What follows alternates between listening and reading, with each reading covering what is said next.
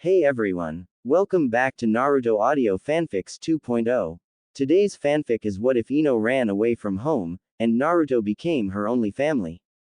Part 1. A story full of action, emotions, secrets, and unexpected twists that will change Naruto's destiny forever. If you enjoy Naruto fanfics, make sure to like, subscribe, and turn on notifications. Now sit back, relax, and let's begin the story. Tears. That was all Ino Yamanaka could see, while she ran through the dark streets of Konoha.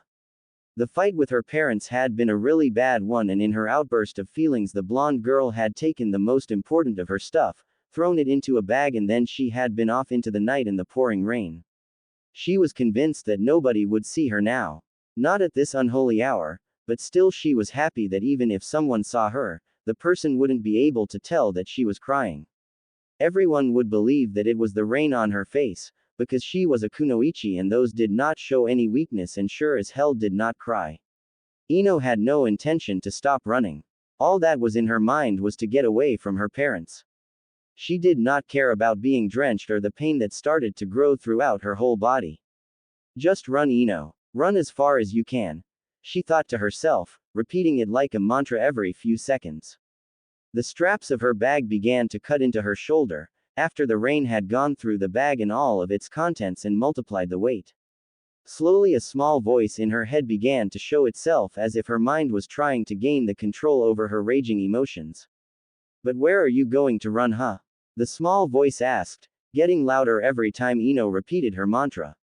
At some point the flower girl had to answer it. I don't know. She replied, and just like that stopped her run. The streets were muddy and her legs were sprinkled with dirt. Her skin felt cold and the tears still didn't stop. God, she was a mess. Worse even, she was a lonely mess with nowhere to go. Although it would have been easy to find a place to crash for a few nights at Sakura's home or the ones of her teammates, Ino also knew that her parents would search for her there first. Her problem was that she didn't have any other real friends. Sure, she knew a lot of people, but never befriended them enough to call any of them friends. Shino was way too creepy for Ino with all his bugs and his unsocial behavior, so she kept talking to him at a minimum. It was the same with Neji. They were great ninjas and Ino loved to work with them, but socially they weren't what she needed. Staying with Kiba was also a dead end, because the boy couldn't stand her anymore after she had shot down his attempts to date her in a very cruel way. She continued to stand in the street, closing her eyes and trying to solve her problem. She needed a place to stay, where no one expected or would search for her. Friends and hotels had to be ruled out. The other people she could ask, like Hinata, Lee and Tenten, sure were kind enough to let her stay the night, but she barely knew Hinata or Tenten, so it would have been very awkward to ask them. Lee was also ruled out, because of being too strange for Ino's taste, despite him being one of the nicest guys she knew. Again her train of thought went to where she had started. The girl didn't know how long she had been just standing in the middle of the street. The rain still fell without mercy. The sobs and tears had stopped as Ino had begun to analyze her problem. The bag had fallen from her shoulder and lay now in the dirty street.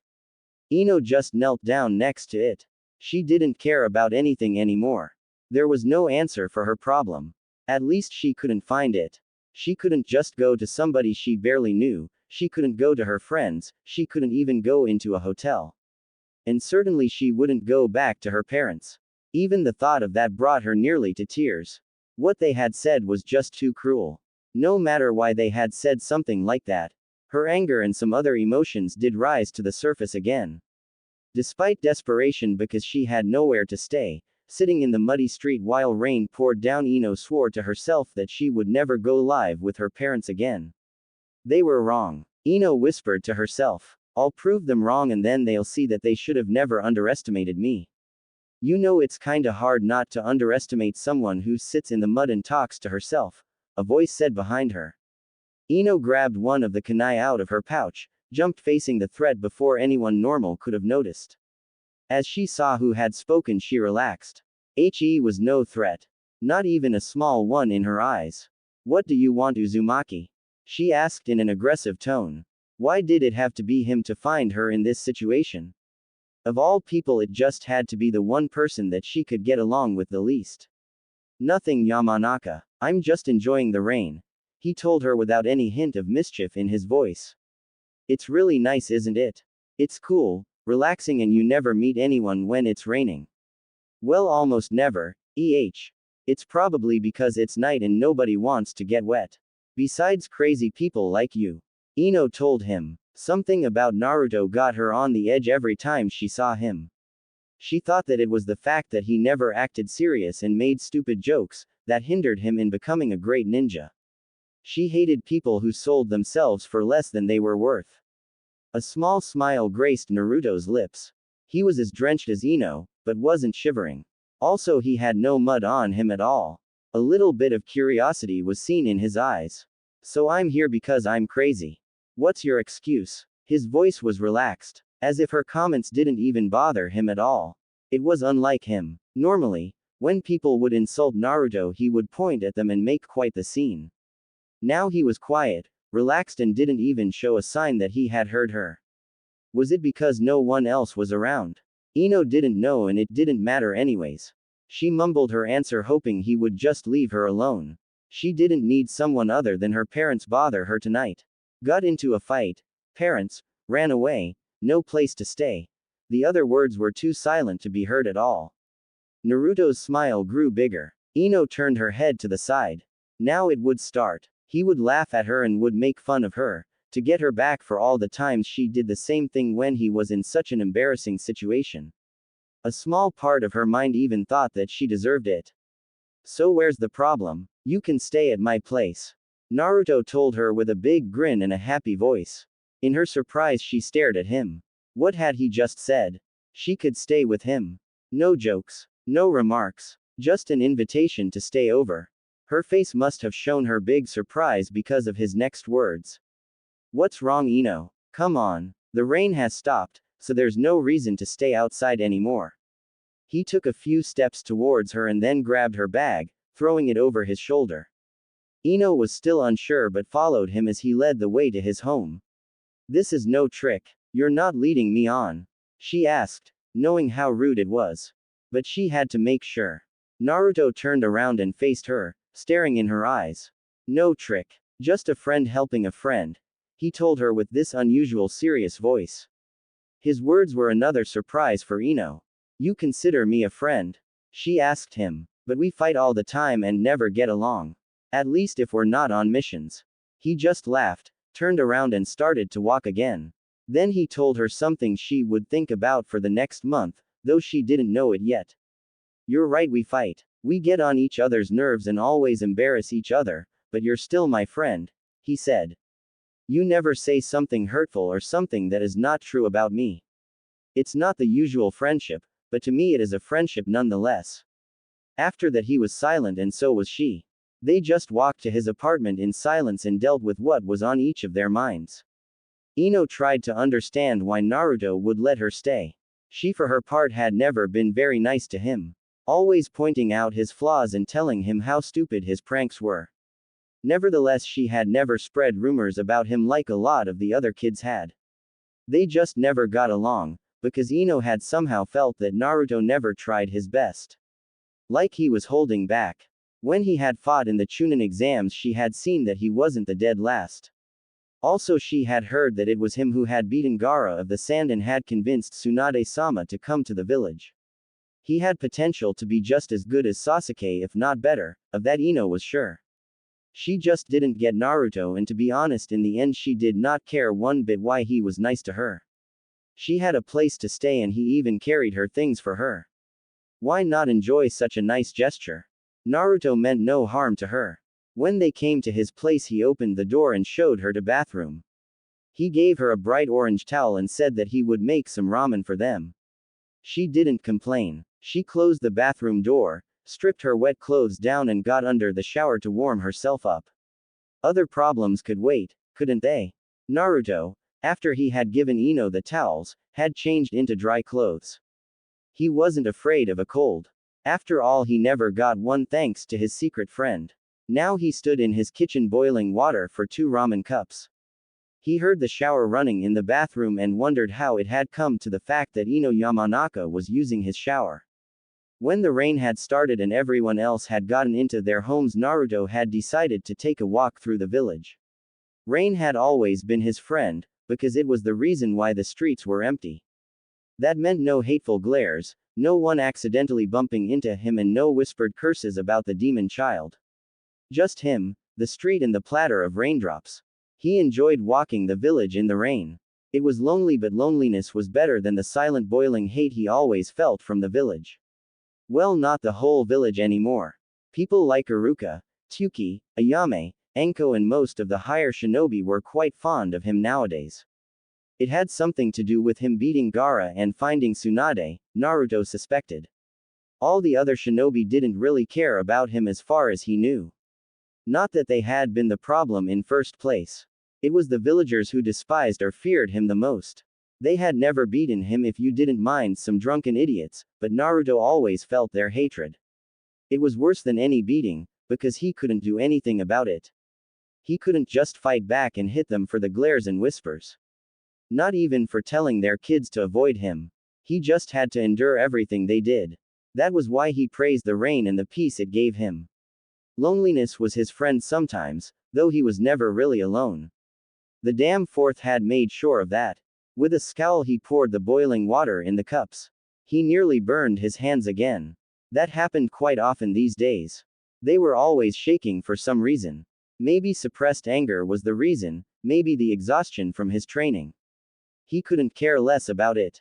What he did care about was why he had found Ino kneeling in the muddy road, legs all dirty, clothes drenched, eyes puffy red. He had noticed it right away.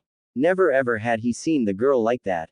She always cared about her looks, and it was a bad sign if she didn't. When he heard her mutter to herself how she would show someone they were wrong, Naruto knew that she had had a fight with someone. The person had hurt her bad, even he saw that back then. So he did the only thing he could think of, giving her a place to hide, to recover from the pain. He wasn't close to her, but she was Sakura's friend after all. Also, she was always fun to argue with. He liked the strong, bossy, and loud Ino, because she meant a challenge for his mind. To verbally fight with her was a funny way to kill time and distracted him from other things. Sure, she had never seen through the facade of his grins and false laughter, but why should she? They only talked for a few minutes most of the times. Mostly it ended with her whacking his head, telling him to shut up. The girl in the street was nothing of the strong friend he knew. She was lost, hurt, and had nowhere to go. Only a glimpse of the determination of the normal Ino had been left in her. Naruto knew how she felt, because he had felt the same many times. What she needed was the help of a friend. The surprised look on her face had been a bonus for him.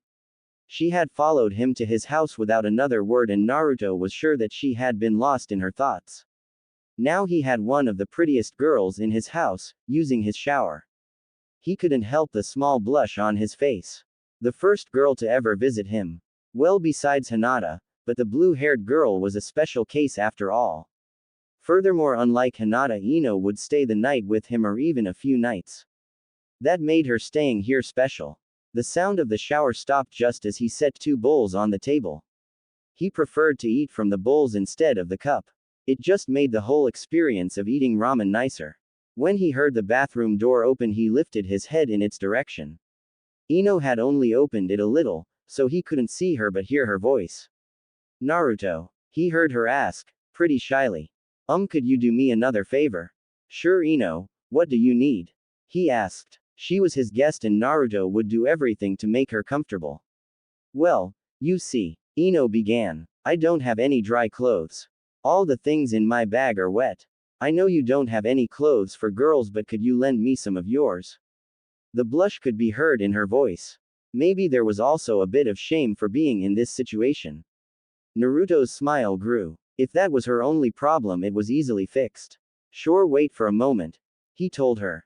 Then Naruto went into the bedroom, took some of the things out of his dresser, and went to the bathroom. Now came the awkward part. Ino, I've got the things here. I'll close my eyes so you can get them from me, okay? His face was really hot. If Sakura had been in Ino's place, he was sure she would have beaten him into next week. For his luck, Ino was too exhausted from the events of the night to even care. Okay. Close your eyes, I will get the things, the blonde girl said. And thanks again for being so kind. Closing his eyes, he waited. The next thing he felt was the small breeze of hot air coming from within the bathroom and then someone tugging the clothes out of his hands. After that, he heard the bathroom door close.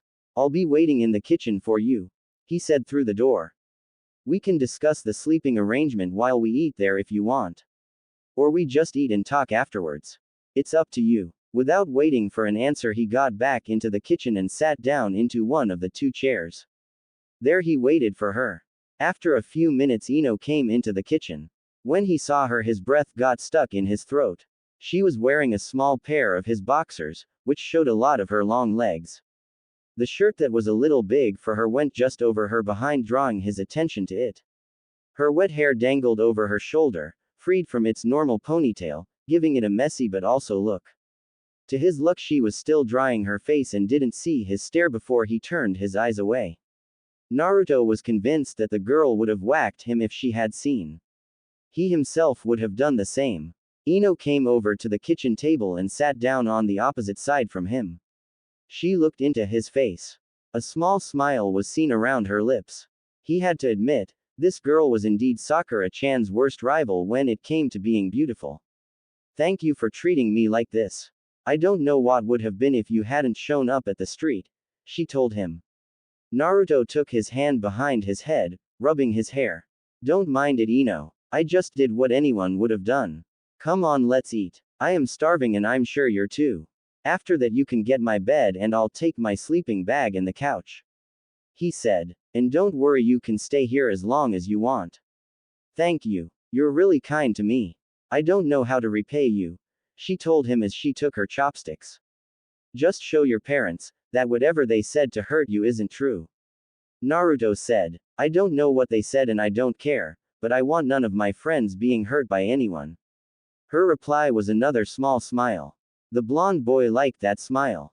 There was something in it that he just had to see, though he didn't know what it was.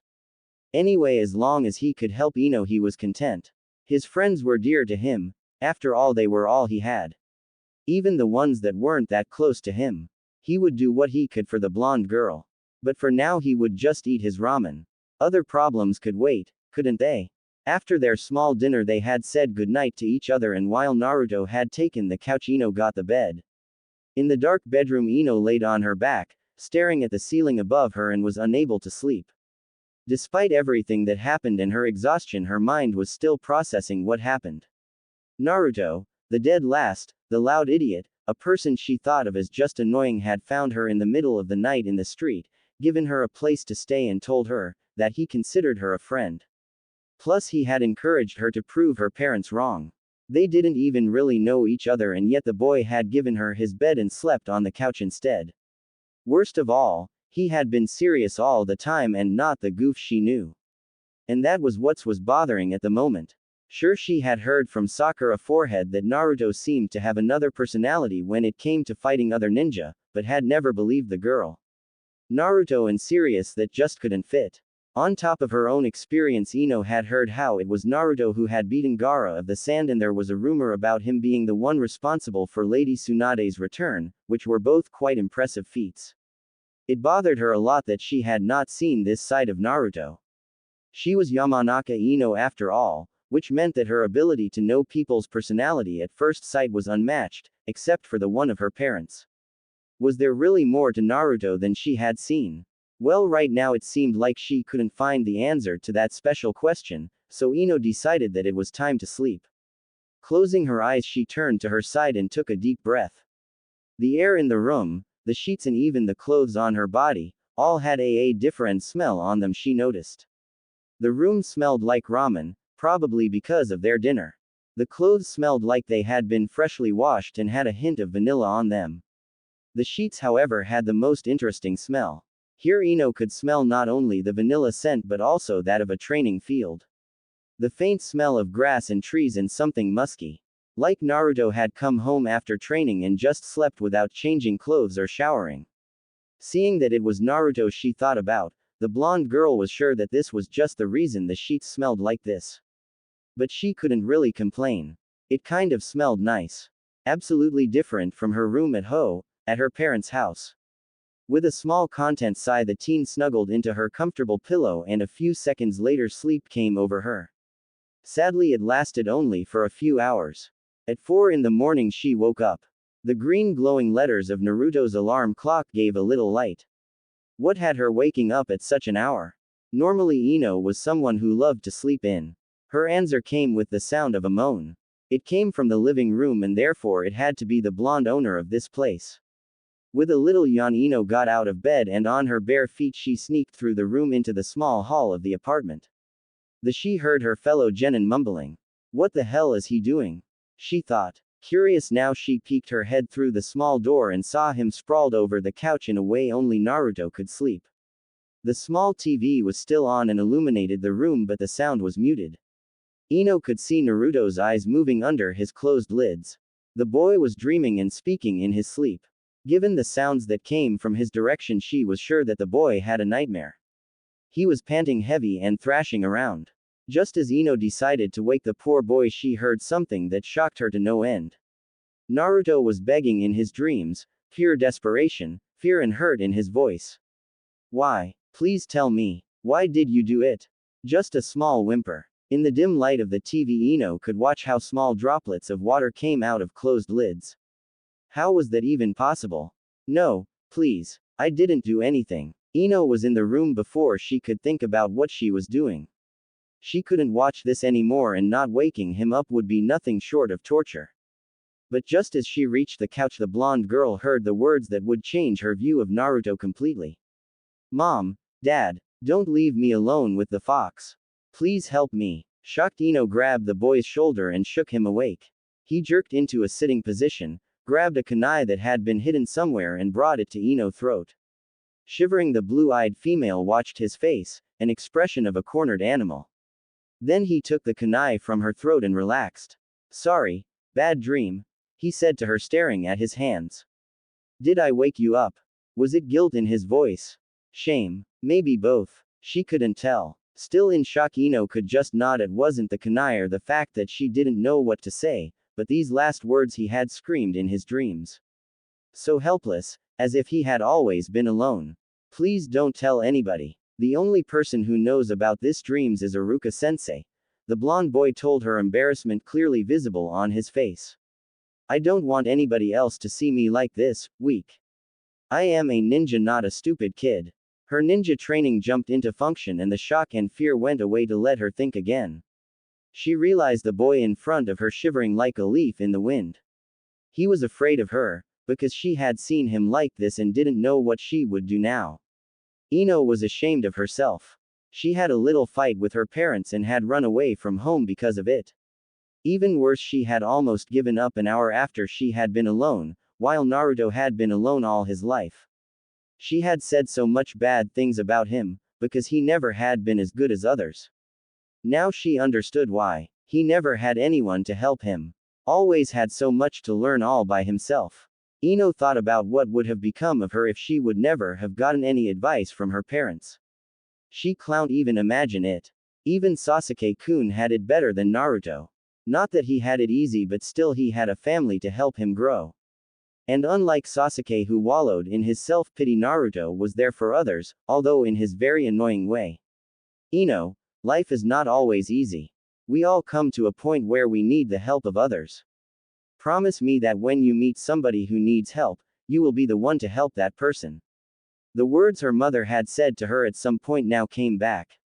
It was exactly one of the situations the older Yamanaka had meant.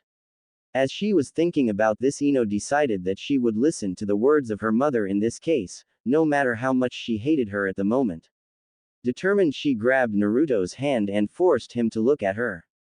The pleading look was still on his face. I promise not to tell a soul, she said. His face lit up in a way that could only be named as easement. He wasn't smiling or grinning at her, in fact he was shivering like a leaf in the wind, but hey, it was something. He turned his attention to their hands and rubbed his thumb over her hand. Thank you. Not more than a whisper, but Ino heard it anyway. She hadn't expected him to thank her for it. Confused, she forced him to make a little room on the couch and sat down next to him, still holding his hand in hers. She figured that if he didn't like the contact he would have let go of it by now. This boy was special, so much Ino could tell by now. Had he ever had someone to hold him when he had been afraid as a kid? Probably not. She couldn't imagine to be him. To be honest, she didn't want to, but right now she could at least make up for some of the things she had said to him in the past. So she took hold of his arm, which wasn't that easy because of them still holding hands. After that, she leaned her head onto his shoulder and watched the muted TV. Is it hard? She asked him. Normally she would have expected him to ask what she meant, but right now the direction of her question was evident. Ino heard a sigh coming from his lips. Sometimes. You get used to being alone. It's not as bad for me, after all I've never know something else. He explained to her and his head gently fell against her own. What a nice feel that was. Just sitting there, enjoying someone who at least for the moment cared about you, despite him having his own shit to deal with. Did you mean it when you said I could stay here as long as I wanted? Sure. If you have no problem with me having these dreams from time to time. His answer was quite funny. He was the one providing shelter and asked her if she was okay with it. What a good, but silly guy. I don't. In fact, Uzumaki, I think it's better to be here when you have them. In that case, you can stay as long as you want. I have a meeting with Tsunade Bachan tomorrow. I think I am gonna tell her about you staying here, but I'll ask her not to tell anybody else. That way she can tell your parents that you are safe and you don't have to worry about being found. After he had finished this sentence, Ino's head shot up only to collide with his in a painful manner. Ah shit. That hurt. She said, but realized it was her fault anyway, so she couldn't blame him. Are you sure she will do it? I mean, she is the Hokage and we're just genin. My dad is part of the council and all. Don't worry. She has a sweet spot for people with troubles. Naruto said. She's a gambling, drinking old hag with way too big, but she is a good person nonetheless. The blonde girl stared at her counterpart. Was it really okay for him to speak like that about the Hokage? Well, he had spent more time with the women than Ino had, so maybe he was right. Now it was her turn to thank him. Placing her head on his shoulder again, she whispered. Thank you, Uzumaki. His answer was a yawn and a slight snore. Ino suppressed the urge to hit him and instead giggled at this goofball of a boy.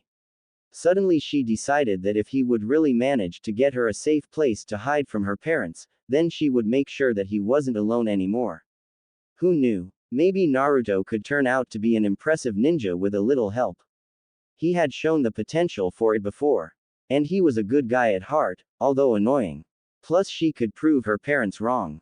They had said she should stop being a ninja, because she wasn't cut to be one in their eyes. They even dared to go that far as to say she would drag her fellow ninja down. Now she sat next to someone who believed in her and said she should prove them wrong. Determined, she decided that from tomorrow on, Ino Yamanaka would start to train herself. Even more than that, she would make sure to help Naruto to improve in every way possible. The boy had been there for her and had called her a friend. If there was one thing you could say about Ino other than being troublesome, as Shikamaru always said, it was the fact that they cared about her friends and wanted to bring out the best in them. She would form Naruto in the strong, smart ninja that could rival Sasuke anytime. After all, behind every strong man, there is an even stronger woman. As she sat next to the snoring boy, a plan began to form in her head, and if it would go as planned, both of them would profit in the end. Getting up in the morning was something Naruto always had a problem with. Not that he overslept, no, he always woke up before his alarm started, but leaving the sheets and starting the day was one of the most hated activities of his life. Today it was even harder for him. He didn't have to open his eyes to notice the first rays of sunshine coming through the window of his living room and landing on his face. He knew that he had fallen on the couch yesterday, so it wasn't too strange to be woken by the sun. What was strange was the fact that something tickled his face. Also, he had some kind of weight on him which held him on the couch. Also, he could smell green apple shampoo. His shampoo certainly didn't smell like green apple. Most of his cleaning stuff smelled like vanilla. Hinata had convinced him to try it not too long ago and had got him some of it. Naruto had to admit after using it, that it really smelled good. Not too strong, not too sweet, but just right. So why did it smell like green apple around him? There was only one way to find out, so slowly he opened his eyes only to be blinded by the bright sunlight. Slowly his eyes started to adjust themselves and he could see what that weighed on him was and why it smelled like green apple shampoo around him. With him on the couch was Ino, her face buried in the crook of his neck, her now shoulder-length blonde hair straight over his face. Somehow she hadn't gone back to the bedroom after his nightmare had woken her last night. But while the bed had room for two people to stay without on top of each other, the couch hadn't too much space. That was why she lay on top of him. The whole situation slowly began to seep into his mind. He was on the couch. The blonde girl on top of him was his friend Ino. They had slept the night snuggled together. He had slept with Ino Yamanaka on top of him. In other words, Naruto Uzumaki was dead meat if she woke up now. That in mind, he did the most idiotic thing he could do right now. He jumped up, as far as it was possible, and brought the very much needed distance between them. His problem was that with her weight on him he just fell from the couch, hit his head on the floor with a loud thud. A second later he realized that a simple kawarimi no jutsu would have been enough to get out of the situation without trouble. Now it was too late. The noise and his movement only lead to the thing he wanted to avoid. Ino was awake. He mentally prepared for his death as she opened her blue eyes and focused on him on. As scared as Naruto was, it was interesting to witness the emotions playing on her face. He could see confusion, then a realization, and then anger. She sat up from her lying position and raised her hand to hit him. Naruto closed his eyes and waited for her fist to collide with his face, but all he felt was a fierce whack on the back of his head. Then he heard her annoyed voice. Uzumaki, do you have to be that loud? Really, I had such a nice dream and you have to wake me up. She muttered and let her head fall back on the pillow to sleep again. Naruto was confused to say the least. That was all. No screaming or beating the shit out of him. Not that he needed more, his head hurt enough, but he was used to harsher treatment for minor mistakes. Sakura had a very painful way to stop him from doing them again. He had to know. Ino, he asked cautious. She groaned. What is it, Uzumaki? I'm tired, so let me sleep or I hit you again, she mumbled. Waking me in the middle of the night, rude idiot. She turned around and tried to get in the sleeping bag. You're not going to kill me because we spent the night on the couch together. He couldn't believe it. Was he dreaming? Or did she already kill him and he was now in heaven? Well, there was no sea of ramen in front of him, so it was unlikely to be heaven. Before he could continue to wonder why he wasn't a bruised pulp on the floor, Ino answered his question. Why should I? It was me who fell asleep on you, wasn't it? So it would have been my fault anyway if something happened, she asked. If there is something that is your damn fault, it is waking me up without having breakfast ready. Beside that, you did nothing wrong. Well, she was right. It had been her who fell asleep on him. No arguing with that, but Sakura would surely have. He never came to end his sentence. Ino cut him off with another groan and lifted herself up again to look at him. I am not Sakura, okay? Nothing happened. You're a damn comfortable cushion to sleep on and it's your home. So please stop complaining because I don't beat the bloody life out of you. She told him, before she got back to try sleeping. Oh, and while you're awake, why don't you make me scrambled eggs for breakfast? That way you could make up for waking me this early and I could sleep a few minutes more. With that, she turned away from him, just to show him that the conversation was over. Naruto couldn't believe it. How could she be so relaxed about what happened, when Sakura-chan would? Well, she wasn't Sakura-chan, she had said so herself. Who was he to complain? Before Ino decided to change her mind about it, he got up from the floor and went into the kitchen to prepare breakfast. Ino was right. About the time he realized with a look on the time, 7 a.m. Well, not really early in his book, but considering that most genin teams didn't train before 10 a.m., it could explain why Ino wasn't used to get up at this time. Following Ino's wishes, he started to prepare the scrambled eggs. His meeting with Tsunade Bachan wasn't before lunch, so he could spend the morning with a little bit training for himself. After all, Sasuke was still in the hospital, and knowing his pink-haired teammate, she was just at the same place to make sure the bastard had everything he needed. Without him noticing it, his hands began to shake again. While he was in the kitchen, Naruto got lost in his thoughts. absently made everything ready so his guest could eat as soon as she decided to get up. After he had set everything up, the blond boy went to his dresser, got some clothes and went to the bathroom. Ino's stuff was left in one of the corners and he blushed as he noticed her underwear lying on top of the heap of clothes. Trying to ignore these things, he got under the shower and after becoming clean he dressed himself in his favorite orange cargo pants, a black shirt and a mesh shirt over it. His headband and jacket he had left in the kitchen. He would get them later, after he had brushed his teeth. That day had just started crazy and the demon vessel was sure that this wasn't the end in the line of crazy things to happen. Living with someone was different from being just by himself, but in a good way. Scary at times, he knew that much, after just the first night, but it was nonetheless nice. Naruto wondered if there would be a lot more embarrassing things, like waking up this morning. He could think of a ton of accidents that could happen and embarrass him and Ino to no end. Just the thought of Ero Sennin finding out about Ino staying here. He had to shudder at that thought. That would be something he just had to avoid. Ino had already started eating when he came back in the kitchen. Her hair was messy, and she ate like she had no manner at all. Wolfing down the food he had prepared. Naruto ignored that, he wasn't the one who could complain about people lacking manners. His eyes returned to Ino's hair. It wasn't the long glory mane anymore. The fight with Sakura in the Chunin exams had made sure of that. It had grown a bit since then and went just a little over her shoulders now. Plus it wasn't in the normal ponytail that Ino always wore. However, it looked really nice to see her hair down. It was so different from Sakura-chan's. Naruto liked it way better in this messy style. Again, he was lucky that she had her back turned to him and didn't see him staring. Tearing his eyes from her hair, he went to the kitchen table and sat down on the opposite side. The blonde girl seemed to be pleased with his cooking.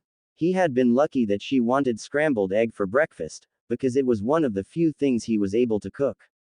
As she looked up from her meal, Ino noticed him. She had obviously been lost in the taste of the food or her own thoughts. There was something in her eyes as she looked at him, but he couldn't really figure out what it was. Naruto, this is great. I didn't know you could cook this well. She praised him. He smiled at her and gave her a small thanks. His cooking wasn't something he was proud of. Tsuki and Ayame were so much more skilled than he was. You know, we still have a lot of time before we have to meet Tsunade Bachan. I don't know about you, but how about we set some rules how we're going to manage this whole living arrangement? You know, just to prevent embarrassing situations. That caught her by surprise. Naruto saw how she hadn't expected him to see that far. Then again, he was quite convinced no one would have expected him to think of such thing.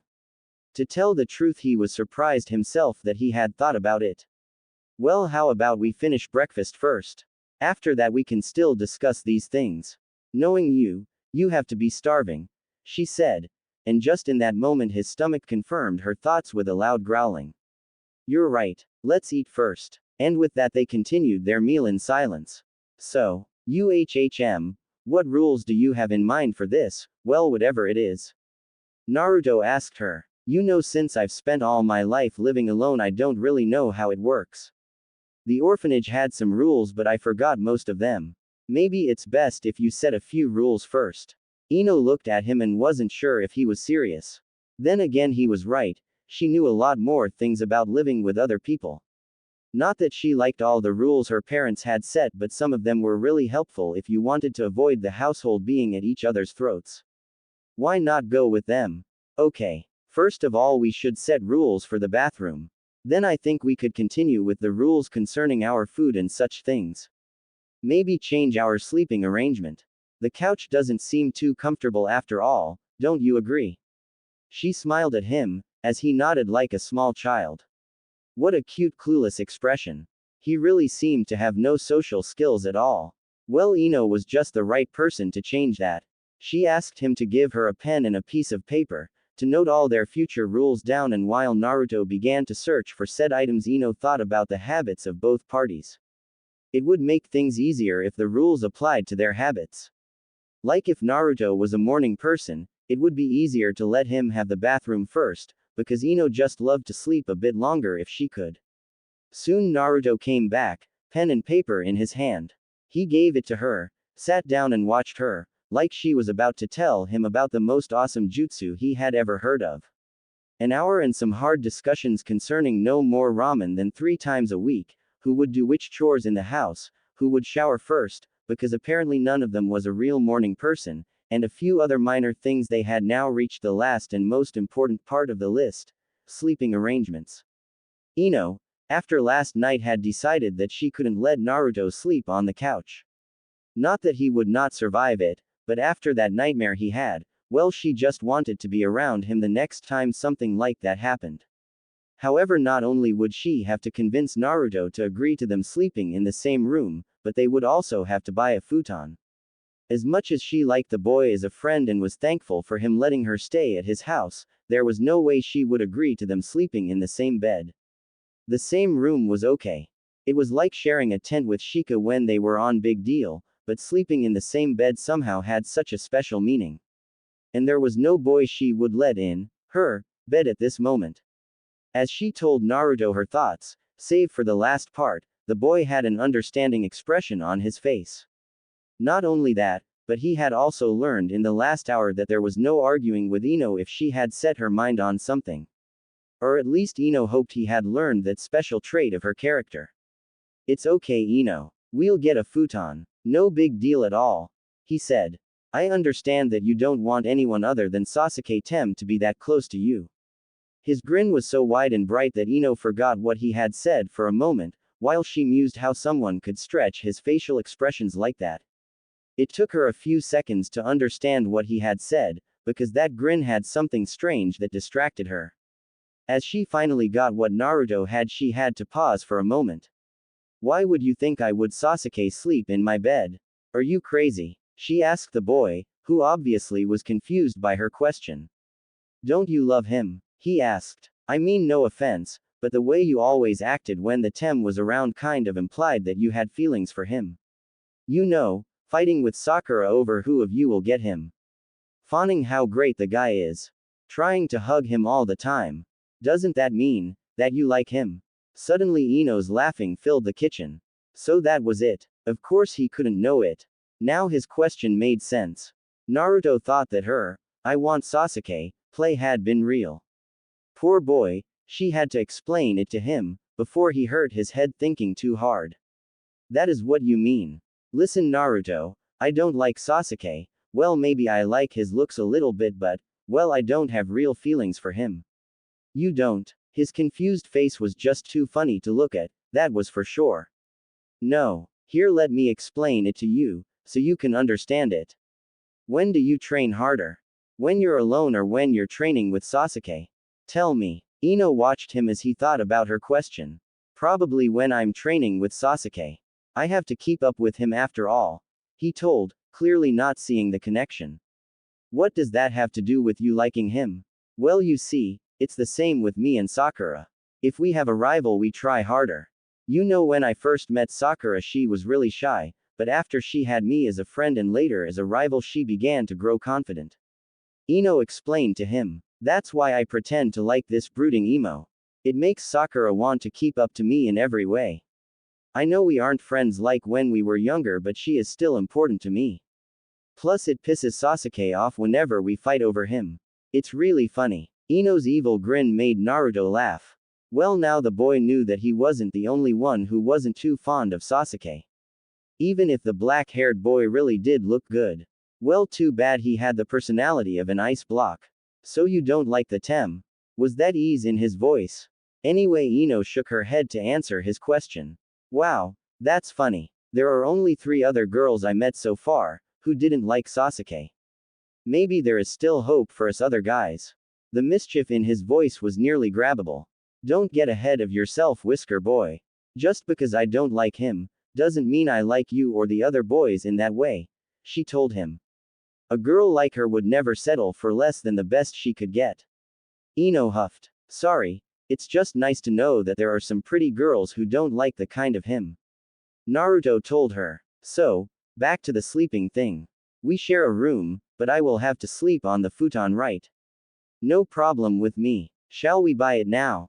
"Jeesk, Naruto, do you really think I'll go out like this?" Ino pointed at the too large shirt and his boxer she was wearing right now. Let me at least dress myself. Well, I don't see the problem. You will get all the boys' attention if you go out like this. It's not always that they see such a beautiful girl in such clothes, is it? He mocked her. He didn't notice the faint blush on her cheeks from what he had called her, and what's worse is that she balled her fist a second later. Bad mistake. A minute later he had 2 large bruises on his head and a fuming Ino who went to the bathroom. She had told him that they would go shopping later, after she had washed her own clothes and put them in the dryer. Till then he should finish washing the plates from breakfast. As Naruto was about to complain, Ino told him to shut up and see it as a punishment for making fun of her. Half an hour later, as she had said, Ino emerged from the bathroom again and found her blonde roommate sleeping on the couch. She woke him up, grabbed one of her ceiling scrolls for the things they wanted to buy and told Naruto to get dressed. Watching him as he put on his jacket, she suddenly noticed something. Without his headband his hair looked much better. Walking over to him she took the headband from his hand and took the zipper of his jacket. A moment later she had opened the jacket. What are you doing, Ino? The boy asked, not understanding what the girl was up to. I'm giving you a few fashion tips. God knows you need them, she said and fixed his headband around his belt. That was something Ino was good at. Fashion and makeovers. Great ninjas had to look cool, and if she wanted Naruto to become one, she could start with his looks after all. Maybe she would even manage to get him to wear less of this orange horror he called clothes. Here, see. She dragged him in front of a mirror. You look way better with your hair free like that. And with the open jacket you can now hide weapons in it and have easy access to them. Also it suits you way better. Really? The blonde demon vessel asked. Of course. Unlike you I have a sense of fashion. Ino told him with a grin. Now come on. We don't have all day, Whisker Boy. She grabbed his hand, while Naruto was still watching himself in the mirror. Then she pulled him out of the apartment. It was time for shopping. Luckily Naruto didn't see the gleam in the blue eyes of Ino Yamanaka, or else he would have run to Suna, just to fight Gaara again. If there was something that he would remember from this day, it would be the next 2 hours till they had to meet the Hokage. He didn't even know what had hit him. Dragging her blonde counterpart through the streets of Konoha, Ino had a happy smile on her face. Shopping with Naruto was something different from normal shopping, she thought. Well, somehow everything she had experienced with him in these 2 days had been special in some way so far, but this was definitely the best thing. She knew that she tended to be a little carefree whenever she started to go through shops, tried this and that on, did the window shopping and everything that went with her hobby. She also knew that it was hard for people to keep up when she was in such a carefree rush. That was why a lot of people didn't like to go with her, when Ino got like that. The blonde girl had seen how he looked when she had dragged him in the third shop to just look, even though they already had everything they needed to get. He didn't like shopping one little bit, Ino had realized. Ino had also picked up why. It was because every store owner had this look when they saw him, just like some villagers had. Not exactly what Ino would call nice, but it seemed since the heir of the Yamanaka clan, was with him, they didn't want to say anything. But back to why this kind of shopping was special to Ino. It was because Naruto was a real sweetheart. Whenever she asked him in her sweetest voice if they could go in another shop for just looking, the boy would smile, nod and let himself be dragged into it. He would even try on the few outfits she picked out for him, though it needed a little bit of convincing from her side. Now they had still half an hour to get to the Hokage, and Ino had satisfied her urge to find new clothes for her and Naruto, which said boy was now carrying for her, because her scroll was already filled with the other stuff. The bags she had left in his hands were filled with 3 new outfits for each of them, and Ino was very proud that she had found them in such a short amount of time. The best part was that they hadn't been that expensive, since the shop owners seemed to want to get rid of her companion as fast as possible and had sold their stuff at a very low price. Naruto had paid for his clothes, and when Ino had found the third outfit for herself, but hadn't got enough money with her, the boy had paid it for her with a small smile. She didn't know why Naruto was this nice to her, and when she had asked him he had just said, "Because you spend your time with me." She had seen the small glint of pain in his eyes when he said that, but didn't press further and accepted it. Feeling a little exhausted from her 1.5 hour rush, she linked arms with Naruto and laid her head on his shoulder. Thank God he wasn't that much taller than her. This trip had been exactly what she had needed to get her mind off her parents. They had everything to start her plan and could begin with their training. All they had left to do was talking to Tsunade-sama, and Naruto had promised her that there would be no problem with that. When she saw the little ramen shop down the street, Ino decided that she would do something nice for Naruto too. Everybody knew of his love for ramen and she had enough money for 2 bowls. Hey Whiskers, are you hungry? My treat, of course. The question wasn't needed. The boy could always eat, she had heard that from Sakura. Without waiting for an answer, she moved him into the shop and onto one of the chairs. Here, I've got enough for 2 bowls. You can have both, Ino told him with a smile. Really? Don't you want something to eat too? Just shaking her head, she denied, and Naruto ordered 2 bowls for himself. The old man who ran the shop laughed at him and started to prepare a few bowls. The 2 teens just sat there and didn't know what to talk about. The silence wasn't that uncomfortable. Somehow they both never liked to talk when they ate, so it wasn't that bad. After a few minutes, there were 5 steaming bowls of ramen before them. 4 for Naruto and 1 for Ino. Noticing it, she opened her mouth but was cut off by the old man. Don't worry. The extra bowls are on the house. It's our special Naruto and friends discount. He laughed at Ino's surprised face. Dig in, you look hungry too. That was weird, but who was she to complain? As she started to eat, the blonde girl watched the owner and his daughter whisper to each other and throw a glance to her and Naruto from time to time. The girl seemed to have noticed that Ino had seen them and came to the counter. So you two, what are you up to when you have finished your meal? Ayame asked them. The brunette girl had a wicked smile and gave Ino a knowing look. Well, at least that was how Ino interpreted that look. Oh, we're going to visit Granny Tsunade because she wanted to see me. And Ino has to talk to her too, so we go together. Naruto explained between 2 bites. Remember Naruto, don't cause any problems. I heard she is very strong and has a short temper. The ramen girl said with a worried look. You will make sure he behaves, The question hit Ino without her being prepared and she could just nod. What relation had this girl with Naruto? Not that the blonde was jealous. No way, not of Naruto. Sure, she had known how it must have looked when she and Whiskers had strolled through the shops and she had seen some jealous stares in his direction from a few civilian boys, but they sure didn't think she and Naruto were together, did they? Before Ino could say any more, Naruto answered Ayame's question for her. Don't worry, Ayame-ni-chan. I won't cause trouble. You always assume the worst from me, he said, pouting. Ino had to giggle from his face.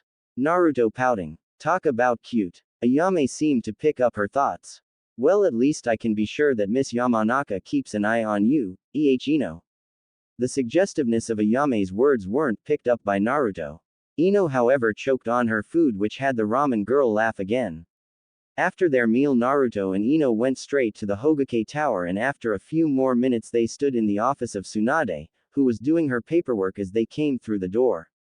The older blonde looked up and smiled at them, happy to see Naruto being on time. Ah, good you're here, and Ino too, that spares me time.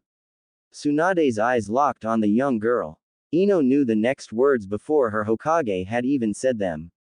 Ino, I had a very interesting talk with your dad this morning. Would you want to discuss that now, or would you rather wait? I am sure Naruto here doesn't bother you. No, he doesn't. He let me stay with him last night, so it's just fair he gets to know why I had a fight with my parents. A small nod was all she got for an answer, before Tsunade took a small folder from her paperwork, opened it, and then focused on Ino again. Very well then. Today your dad came here and asked me to revoke your status as a ninja, as he doesn't think that you are fit for it. Also, he said you ran away from home. Is that right? Ino ignored Naruto's gasp and stood there as if what had been said didn't faze her. He said the truth. I ran away and spent the night at Naruto's place since he found me crying in the street, she answered, ignoring Tsunade's raised brow. My dad is also right that I don't fit the expectations for being a ninja. At least not at this moment. She had to be honest here. There was no sense in lying or saying her dad was wrong. She had made the mistake and took being a ninja not as seriously as she should have. Now she would make up for it. Ino wasn't good at confessing that she was wrong, but if Naruto could be that nice to her despite her harsh words in the past, then she could take the bitter pill and stand up for her wrongs. Is that all you have to say? The Hokage seemed curious about hearing Ino's side as well. Ino took a glance at Naruto, who had a shocked face. Gathering what courage she found in her body, the blonde girl thought what words were the right ones. Bachin, you can't sari, Naruto began but was cut off. Shut up, Naruto. I asked Yamanaka Ino and not Uzumaki Naruto.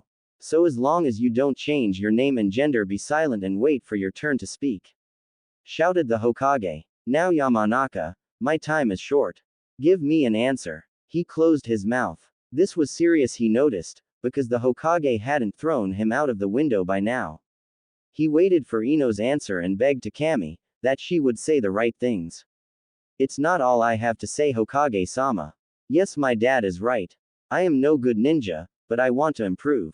I've made the mistake of taking things too lightly and I want to make up for it.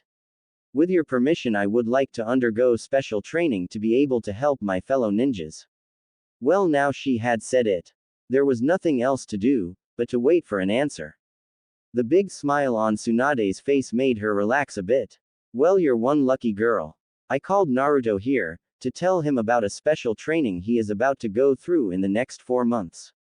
If you want, you can join him. Really? Ino's voice had her happy tone again. Her eyes were sparkling with joy about getting a second chance in being a good ninja. Yes. Now to that training, which now concerns both of you. Tsunade began. She took out another folder and a scroll. Since your marks in the academy were the worst, Naruto and Ino doesn't seem to fit the expectation of being a ninja, both of you won't take any missions till I say otherwise. I can't have bad ninja in a time like we're now in. You are from now on considered academy students. In the next time, both of you will have a refreshment of your basic ninja skills. That means both practical and theoretical. Therefore, you will be taken from your teams and trained by special teachers. The remains of your teams will be put together. In other words, Choji takes Naruto's place in Team 7 since Shikamaru is already a Chunin. When the two of you have finished this refreshment, you will get 2 other teachers who will teach you higher rank skills that are chosen by me and your teachers. These skills will fit to each of you in a special way, since I do believe both of you are very promising in some special fields and we can't let such talent go to waste, can we? Ino looked over to Naruto, who just stood there and had a shocked look on his face. Ino could see that he didn't take not being a genin any more lightly. You can't be serious, old hag. You can't take our headbands, we both passed the test. We were accepted in the damn Chunin exams. What does the pervert say to this? Our Kakashi-sensei. His rage was clear in his voice. He was about to argue a lot more, but Tsunade spent the next 5 minutes explaining to him in every detail where he lacked skills and showing how he had to undergo special training now that they were at war with Orochimaru. She tried to be nice and to calm him down, but he still had a sour look as Tsunade continued. You will keep your headbands, but both of you have to understand that we expect a lot from this training. Don't waste this chance. Especially you, Naruto. You know how highly I think of you and I am convinced that you will get a lot stronger with this training. Don't forget how important you are to the ninja force in this village after you won against Gaara of the Sand. We can't risk you dying because you are too damn proud. What would the villagers say? Understanding the hint, Naruto said nothing and just nodded. If he wanted to still be a ninja, he just had to go with it. Even if he didn't like it. His hard look vanished as he felt Ino taking his hand, forcing him to look at her. Hey Naruto, cheer up. We will both give our best and then we will show everyone that we can be the great ninja they expect us to be, she whispered in his ear. Ino would make sure the boy took the chance. And with these special skills, you can't bet that you will kick Sasuke's and impress Sakura. So don't complain, please. The last word came out in her sweetest voice again, and she knew he couldn't resist that, and somehow he got cheery again. After the girl had let go of him, Tsunade gave them both a few scrolls. In these scrolls are all the books you need. They also contain some things that are important for you to know but aren't taught at the academy. Tsunade explained. The teacher will come to your apartment tomorrow, Naruto. I am convinced Ino wants to stay with you since it will make learning together easier. Your teammates will also be informed. Please both of you, give your best and don't make me regret giving you this chance. Dismissed. We won't. Both blondes answered and then turned to leave the office, since this talk was now over. As Naruto went out of the door, Tsunade called for Ino again. Obviously she still had to say something. Naruto said he would wait outside for Ino. What else is there to know, Tsunade-sama? She didn't know what to expect. The older blonde, however, looked her straight in the eyes. You and Naruto are pretty close, she said. You also seem to have a positive effect on him. That's good, but make sure you don't abuse his friendship, Ino. I would never. How could the Hokage say something like this? I just want you to have in mind that Naruto has it kind of harder than others to find friends. He trusts you and that is good. But I have a question. What is the meaning if the hands of a person start to shake without them being able to control it? As someone who knows the human mind, I'm sure you know. Of course. It's a sign of stress and suppressed emotions. Well, it is for most people. There are a few other reasons, but it's mostly that. Ino replied. Why did Tsunade ask her that? What I tell you now is a secret. Don't tell anybody, understood? Tsunade said and got a nod from Ino. In Naruto's medical record, it is noted that his hands are shaking since the second part of the Chunin exams. Not all the time, but often enough. You mean? Exactly. There is a second reason I want you to undergo this training with him. You shall keep an eye on him. The boy doesn't talk too much about his feelings, and I fear that could have a bad effect. Since you are a Yamanaka, you know what you have to look for, and as his friend you care for him. He needs a friend that is there for him, and there are only a few people to give him that. Oh, okay. That was a lot to swallow. Please understand that I won't force you to do this. I probably shouldn't care as much about that boy, but he is very dear to me. I wouldn't ask you if I didn't trust you with this task. After what I've seen today, I think you're the only one who is capable of doing what I just asked. Without waiting to be dismissed, Ino left the room.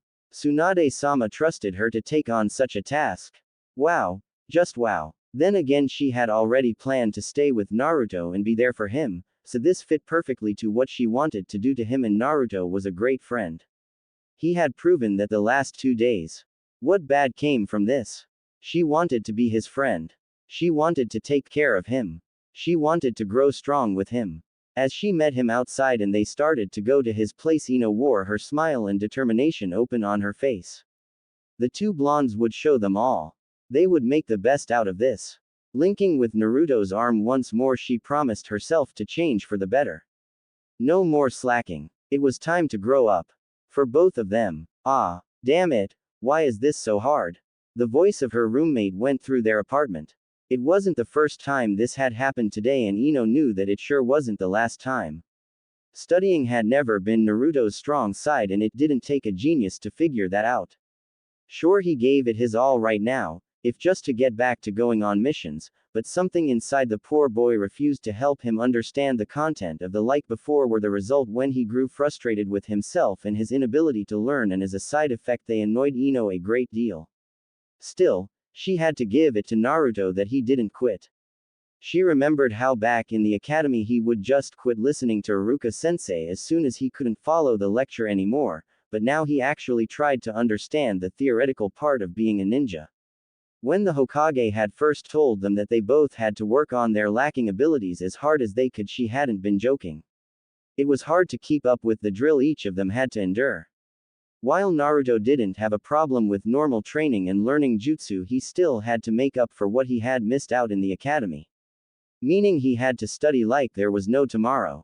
Which he surprisingly did. He had even decided that he would not only study at home but also went to the classes when Iruka-sensei was teaching the academy students. Ino couldn't imagine how embarrassing that had to be for her friend. Also, he would study even though today was one of their few days off. He was really taking this chance as seriously as possible. Luckily, when Iruka had first come to teach him in private, the Chunin had told Naruto a little secret about shadow clones and their abilities. Ino had been surprised when Naruto had told her about how everything the clone learned came back to the original as soon as the clone vanished. This little fact had been a great help to the boy's task of catching up on his theoretical skills. However, it didn't mean that it made everything a piece of cake for him. Studying was still hard for Naruto, and that meant he would complain all the time about how he didn't get the stuff, which got on Ino's nerves. More so since she had just lain down on the couch to relax a bit while watching TV. Couldn't he just shut up and take a break this one time? Just for the sake of her sanity. It wasn't often that she had had the chance to relax in this last month, since Asuma was training her in taijutsu and ninjutsu every day now that his team was disbanded. While this was paying off and her skills had improved just as much as Naruto's had, she still needed a break from time to time. So why did the boy have to study when she just wanted to do nothing but enjoy a lazy day? Getting stronger was important. Ino had realized that after 1 month of training, but there was more to life than just being a ninja. Sometimes you had to enjoy life. Sighing, she decided that it was time for her to help her whisker boy or force him to take a break, or else she would never come to enjoy her free day. She got up from the couch and went into the kitchen where Naruto was reading a big textbook. He sat there in his orange pants and black shirt, resting his head in his hands. The boy was that concentrated he didn't notice Ino approaching him from behind, till she sneaked her arms around his shoulders and rested her chin on them with a smirk. The blue-eyed girl felt her friend tense and knew that the reason was that he wasn't used to having people get close to him in such a way, though Ino had been very affectionate to him after they had become good friends. It was just her way of getting attention from others, and the fact that Naruto reacted way harder to her little hugs than other people was just a little bonus. After all, Ino loved, no, needed, a lot of attention. She herself didn't know why, but she just needed it. Also, she wasn't the shy type, so for her it was no problem to be close to others. You know, Whiskers, if you don't understand the book, you could ask for help instead of yelling every 5 minutes. She whispered in his ear and caused a shiver to run through his body. She felt that all of his concentration on the book had disappeared. A smile crept on her face at his reaction. Naruto was just so easy to tease, it was funny. It was just like she was the first person ever to get close to him. Whenever Ino had tried to get attention from others, like Sasuke for example, they had never shifted their attention to her as much as Naruto did. It was satisfying to know her little tricks worked. Sorry. I just have to understand this. The sooner the better, so I can go on missions again. He told her and tried to not move more than absolutely necessary. I know. Ino replied, but you have to take a break sometimes. If not for you, then for my nerves. She hadn't changed her position because she knew how it gave her at least a little bit of control about the boy in front of her. Also, she liked to torture him a little bit. Naruto was clearly uncomfortable with her being so close. Only this chapter. Iruka-sensei said that this is one of the last books I have to read before I can take the theoretical academy test again. There was a pleading tone in his voice. Another sigh escaped the blonde girl as she let go of Naruto, took a chair and sat down next to him. It would be too much trouble to force him to take a break now. So if he wanted to learn so bad, why not help him? Okay, I'll help you or I'll never get my peace, she told him with a smile. So where's the problem? With that said, Naruto began to explain to her how he wasn't getting some of the more complicated words that were important. They sat on the chapter for more than an hour before Naruto finally got all of it, but Ino couldn't really say that she didn't enjoy helping him. It was nice to be able to help someone, and Naruto was giving her his best. Not once did he complain or lose concentration. Sometimes he would compliment her on how she could understand everything so fast. It was really flattering to have someone who praised you in that way. As soon as the book had been closed, the Yamanaka made her way to the living room again and took Naruto with her.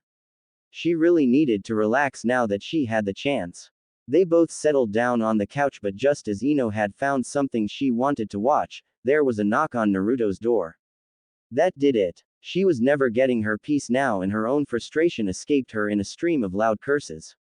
Whoever this was, the person was about to experience a very painful death as soon as Ino got up.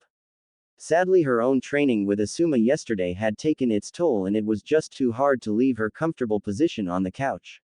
Still cursing under her breath, she decided to just kill the person as soon as whoever it was came into her reach on the couch. Meanwhile, Naruto had gotten to the door and opened it to find the two persons he had expected the least. There stood his old teammates, the ones who he hadn't spoken to since Ino's and his training had started a month ago. Neither of them had ever visited him before, and he would have never thought that they would ever come knocking on his door. After all, outside of missions, Team 7 had never been very close. "What are you two doing here?" he asked them, very confused. "We're here to visit you. It's really obvious, Dobi," Sasuke said, his tone annoyed as always. "Yeah, and we wanted to know why you weren't on the team anymore and why Choji took your place." "Kakashi doesn't want to tell us," Sakura added. "It's been a month since Choji took my place and now you decided to ask."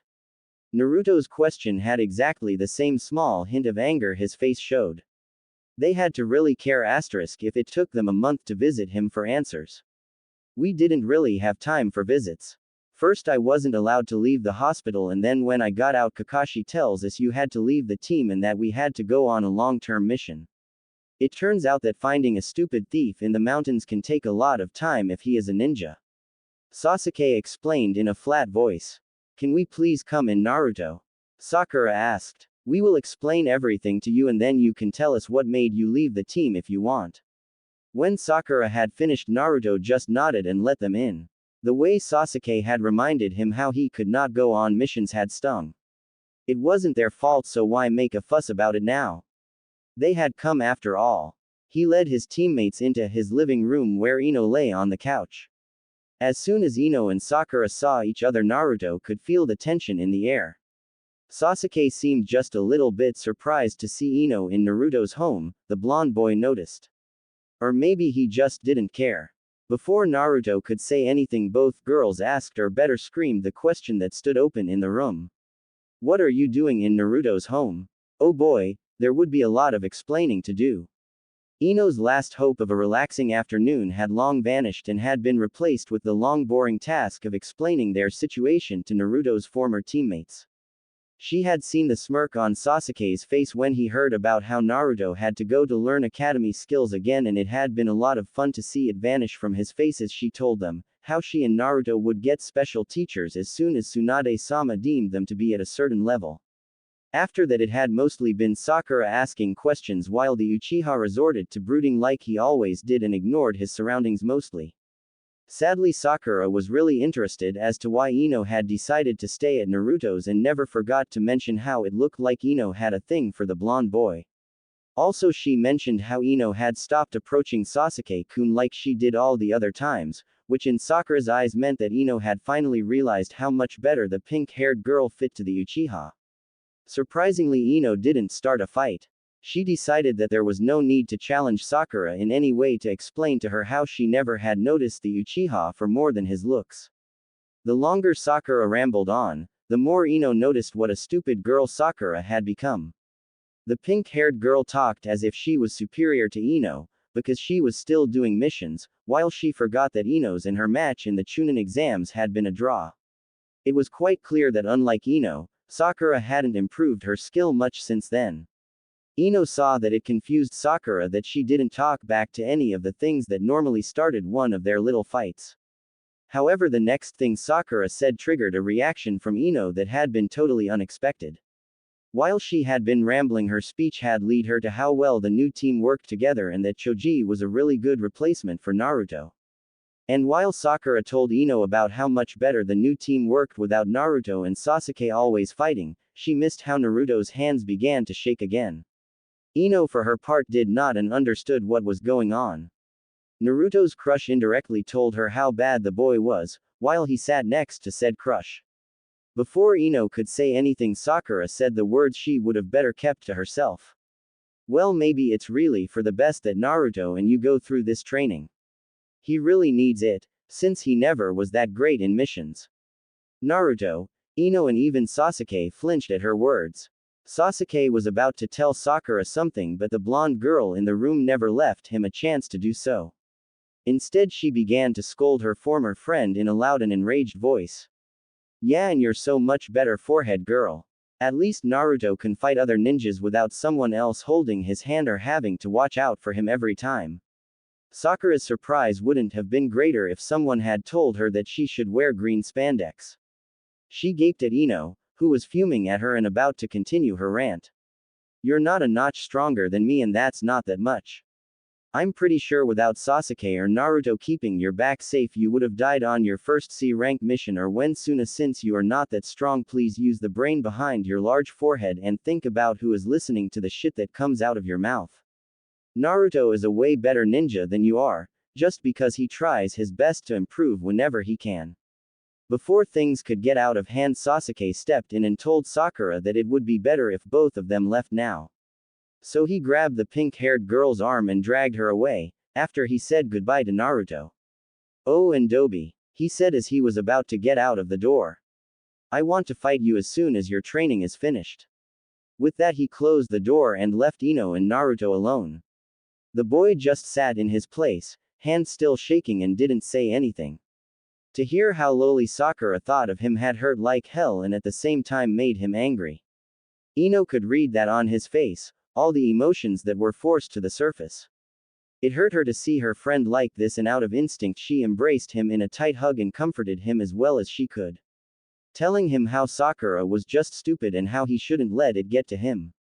She really did her best to repair the damage the words of his former teammate had caused. When Naruto suddenly returned her hug and buried his head in the crook of her neck, she couldn't have been more shocked. Or so she thought till she felt his wet tears drench her clothes. It seemed that this had just been the last straw, and now Naruto had to let out all he had inside him. When the first shock had worn off, Ino began to stroke the boy's back in a soothing manner, whispering words of comfort in his ear. It wasn't a happy moment, but it made her happy that Naruto trusted her enough to open up that much. The afternoon turned evening and Naruto was still pouring his heart out to her, while she had gotten them some chocolate ice cream. They just sat there and he talked, Ino listening to him. Tomorrow both of them would have to train again, but right now Ino thought that didn't matter. What mattered was the new deeper bond the two blondes were forming. At some point Naruto asked Ino to tell him something about her past, to get to know her better. They talked till deep in the night, neither of them caring how their day had turned out. All that mattered to them was listening to each other. This moment was one of the few times in her life that made Ino utterly speechless. After finally reaching the level the Hokage considered being fit for a ninja, which Ino considered above what most Chunin knew, Naruto and her had been told to go to the training grounds to meet their new teachers. Lady Tsunade had said these teachers would be there to improve the skills Naruto and her had a talent for. In other words, Ino would learn more about gathering information, medical jutsu and interrogation, while Naruto apparently would learn something about natural chakra and sealing. What caused her loss of words, now that she stood in front of the ones that would be teaching them from now on, was how utterly unfairly she was being treated. Naruto would be taught by no other than Asuma-sensei and the legendary Sannin Jiraiya. Asuma said something about Naruto's affinity for wind chakra, and the Sannin, who was a pervert by the way, was acting around Naruto like some kind of uncle or grandfather. Not that Ino cared about that. Naruto needed and deserved the best teachers he could get if you asked her, and at least Asuma was a very good teacher for sure. The unfair thing about it was who would be teaching her. Next to Naruto's new senseis stood two women. One of them was Tsunade-sama's assistant Shizune. Ino knew that Shizune would be a good teacher, but compared to a Sannin, well, it was a disappointment. The other woman had purple hair, was utterly crazy and dressed in a trench coat. Also, she had been the Junin leading the second part of the Chunin exam. This was what had robbed her of her ability to speak. Ino had expected to get someone like Ibiki to train her about gathering intel, and got someone she deemed worthy of being in a mental hospital. Being half aware of the fact that Naruto and his teachers had left to train somewhere else, she noticed that her teachers had sat down on the ground and the crazy snake lady, Naruto's words not hers, was motioning Ino to sit down next to her. Deciding that there was no use in making a scene, Ino chose to learn as much as possible from her teachers. Maybe if she proved herself good enough she could get Tsunade and Ibiki to train her at some point. So she sat down and faced the older women. Shizune smiled friendly and the purple-haired female gave her a shining grin, not unlike Naruto's.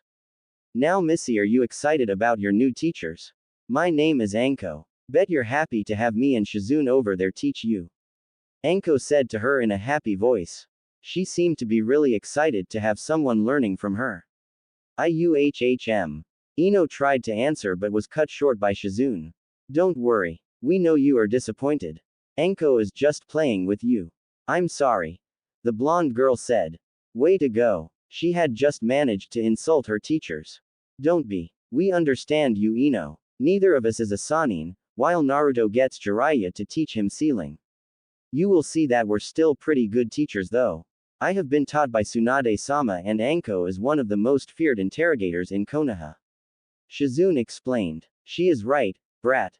It takes a lot more than a little disappointment to insult us. Anko said and gave her some hard pats on the back. Now that it's just us girls, why don't you tell us a little bit about you and after that we tell you about us? Okay. I am Ino Yamanaka. I like flowers, my friends and gossip. Ino began. I dislike people who don't stay true to their friends and the ones who don't try to use their talents. I want to become a great ninja so I can protect my friends and make my parents proud of me. Her teachers listened to her and Anko smiled when she told her about how Ino liked to gossip. It would be helpful to start their little lesson. She threw a glance to Shizune who seemed to understand right away. You like to gossip? Really, Ino, isn't that a bad habit? The black-haired woman asked. Ino thought about her answer for a moment before she gave it. It depends. If you tell everybody secrets and start rumors or believe in everything that people tell you, it's a bad thing. It's not nice and nobody will trust you after a while. At the same time, it's a great way to get information, though you have to know what is the truth and what isn't. There are a lot of stories that can't be true. Still, I think that gossip isn't bad. Shizune gave her a nod and the bright grin on Enko's face told Ino that her answer had been the right one. Very good, Missy. Hokage-sama was right, you have the spirit. Enko said to her. Also, you already know that you can't trust all information you get. That is the hardest part for most of us interrogators. So besides gossip, which mostly can only show you in which direction you have to search for information, by the way, how many other ways of getting important information do you know? With jutsu like that of my family. Or through torture maybe. The blonde girl replied. Enko shook her head in amusement. Her eyes met Ino's and they had a serious expression. You're right. These are ways to get information. Both of them are very extreme though. There is a method that is a lot easier and stealthy, she said. What is it? I've never heard of it. That made both Anko and Shizune laugh out. Ino gave them a confused look and pouted. What? It's true. Oh sure you have. You are doing it nearly all the time. Shizune smiled. She is right, Missy, though you aren't really aware of it. Anko said with a snicker and began to explain. What I was talking about is the easiest of all ways to get information. Talking with somebody. But, let me finish explaining, okay? Then you'll get all your open questions answered afterwards. First of all, talking or language has one simple purpose, to give someone else information. Be it about your lunch, your mood, a secret jutsu or anything else. You talk all the time. Not just with your mouth, but also with your body. You are interpreting information others give you by watching them. Their body language, their facial expression or the tone of their voice give you information about how to react around them. Most people don't realize how much they tell others all the time. Now that is where it gets interesting. While it's easy to lie with words, it's harder to lie with your body or your voice, because you aren't aware or have no control over a few reactions. If you're good as an interrogator, you don't need to use torture, at least not physical torture. It's enough to simply talk to your enemy and see how they react. A few questions here, a little threat there, and then when you get a reaction that's suspicious, you dig a little till you find something that's useful. It's really effective because nobody expects an interrogator to just have a nice talk with you. Also, a lot of people are nervous and let things slip without realizing it. Anko explained. What about when I don't have the subject as a hostage or prisoner? Ino asked as soon as she caught on to what she was told. That depends. If the subject knows you're the enemy, then talking won't help till you have your target secure in a place for interrogation. If the subject doesn't know what you're after, then a simple talk can change everything. A few innocent questions, a little smile, and all you have to do is to separate the useful things from the junk. If you use this technique and have a lot of training, you can read people like a book. It takes a lot of training, but in the end there is a lot to gain from it. The best bit is you can train that skill all the time with the people around you. Most won't notice, and if they do, all they will suspect is that you're noisy. So you will teach me how to read people and how to torture them if they don't want to be read? Ino asked the purple-haired female. Exactly. That and a few other secrets every kunoichi should know. Shizune over there will help you to understand the human body and mind better. After all, she is a very good doctor. I'm sure her medical jutsu can be used to gather intel and also will be helpful if your friends are wounded. Maybe you'll even learn a few things to improve your family jutsu if you learn how to understand the human brain and body more. So what do you think? Do you want us to train you, Missy? Anko grinned at Ino and held out her hand. The blonde girl took it without thought, nodded and gave the two women a smile. Of course I will, sensei. Please teach me everything you can so I can be a better ninja. For Konoha and my friends.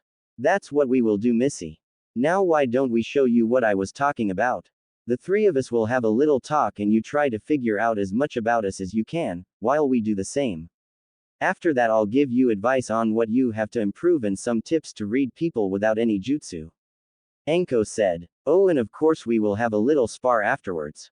Shizune added. We have planned to see where you stand exactly.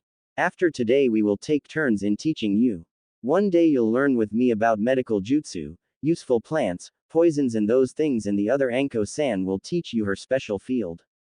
Since I have to admit that I'm the one who is less experienced in the field work of a ninja from a hidden village, you will learn that mostly from her. We expect only the best from you, Ino. If we get that, I promise to have Hokage-sama teach you at least a little. Thank you, sensei. I understand. I will do my best and won't disappoint you. Ino said. Okay, now that we have that out of the way, why don't you tell us about your relationship with the brat? Is he your boyfriend? Anko asked with a devious grin. What? No. Ino sputtered. Are you crazy? Me and Uzumaki. We're just friends, nothing more. But Ino, I know from Hokage-sama that you live in his place and the two of you were sitting pretty close when we arrived here with the others today. Shizune pressed. She knew why Anko had chosen that topic. I mean that's right, but really there is nothing. We weren't even real friends before he found me. Ino told her senseis. We have grown pretty close since he took me in, you know. Why did he offer you to live with him, if you weren't friends back then, huh?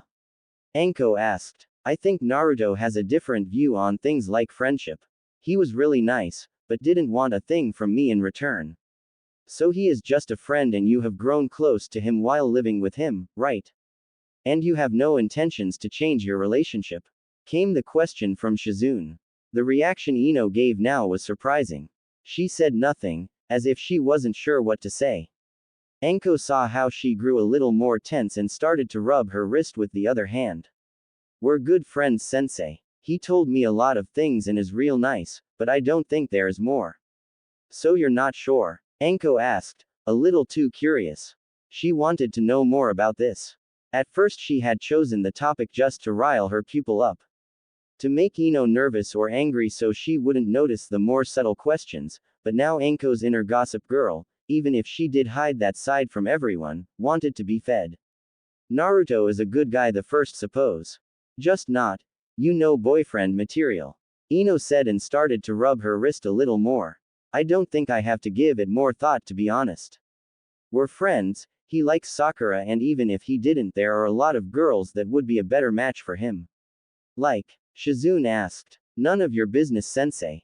Ino yelled, suddenly angry. Ask something else. I'm not here to talk about Naruto. Well then, what do you think about the fact that the laziest guy in this village was made Chunin not too long ago, while the Uchiha? Anko asked. There was something about the Naruto topic, but first this wasn't an interrogation and second it made Ino uncomfortable because the girl didn't have the answers herself. This was a hint on Ino's personality and that she knew how to alter or hide it. She could talk with Shizune about that later. Ino's pose changed drastically. Her shoulders became straight, her eyes met Anko's and her voice was strong as she spoke.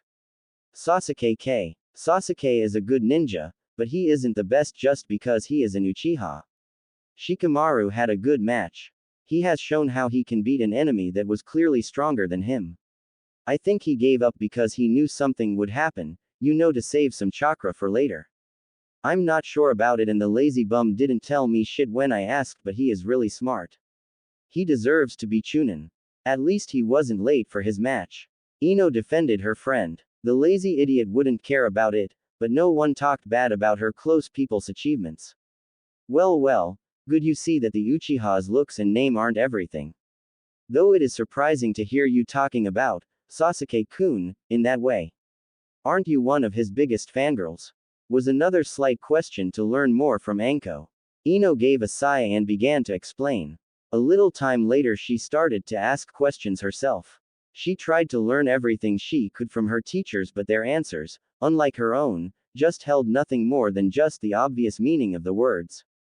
Also Ino found it hard to read their body language. When Anko and Shizune explained to her what they had read from her, she was shocked. They told her about what she had felt, some of her exact thoughts she had when she had given the answers, and what they had concluded about her from the context. While they had gotten a pile of info about her, she had nothing really important.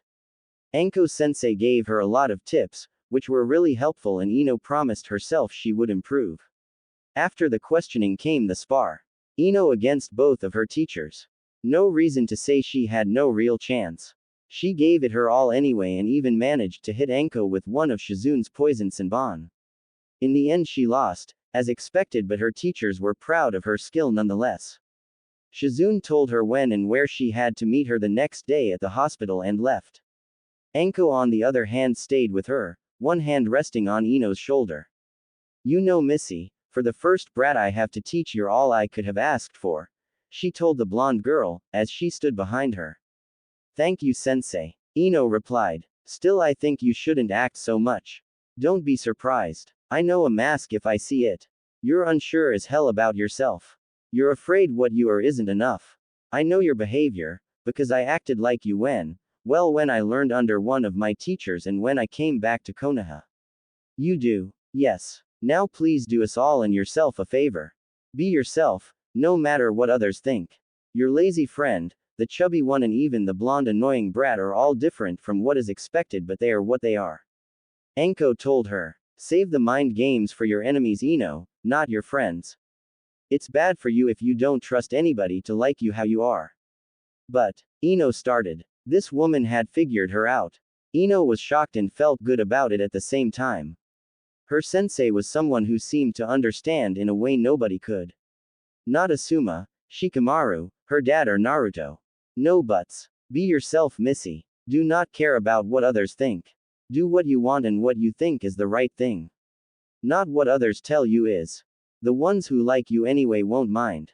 Trust me. Anko-sensei's lecture came to an end. Ino looked at the strange women before her. She was nothing like people expect a teacher to be, but still she had proven she was a good one. Ino wanted to be like her, to be able to be how she wanted to be and still able to prove her worth. You're right, sensei. Thanks for your advice. Anytime, girly. Now come, I'll show you the wonderful gift that is called dango. My treat, just this once. And with that Ino followed her sensei to a dango shop, where the two of them sat, ate mostly Anko and talked about ways to get information. This time just the theory without any practical example. The blonde girl enjoyed it immensely, because Anko-sensei was more of a big sister than a teacher. Ino had always wanted a sister. She and her mom, while they were close, had way too different interests in life. They could agree on flowers and a few other things, but her mom never wanted to see things Ino's way. Anko-sensei did. She didn't agree to everything, but if that was the case, she tried to show Ino why she thought differently. The thing about it was that she took Ino seriously. Really seriously. There was no talking from Anko that implied she was above Ino. She didn't show anyone that she was better than Ino by talking down to her, but took her seriously, and if the blonde girl needed to be put in her place, Anko just did it and proved her wrong. After the two of them parted ways, Ino had a wonderful evening and high hopes that Shizune would be just as much of a role model that Anko-sensei had proven to be. Deciding it was time to go home, she started to head for Naruto's place. When she turned into the street his apartment was on, she saw that he was already home as she noticed the lights were turned on. As she opened the door, she found that it was very quiet inside. First she thought that Naruto had just fallen asleep and forgot to turn out the lights, but then she found him in the kitchen. He was reading a book. That itself wasn't an uncommon sight for Ino, since the boy had done this quite a lot the last few weeks. The interesting thing about it was that he seemed really interested, like when he was learning a new jutsu. He didn't even notice that she was in the room, watching him. The expression on his face made her believe that he was reading the recipe for the best ramen ever made. Strangely, it made Ino smile to see him with something that could make him focus that much on something he normally didn't like. He had a small smile tugging at the corner of his mouth, which she found immensely adorable. "Hey Whiskers. How was your training?" she asked him. His head jerked up to look at her. So he really hadn't noticed her till now. "Oh hey Ino. How long were you standing there?" "Oh not that long. In fact I just came in," she said. "Now care to answer my question?" "It was great. Asuma showed me something about wind chakra and kanai. I didn't quite get it at first but I'm getting better. Oh and the old pervert said he would train me in fuinjutsu.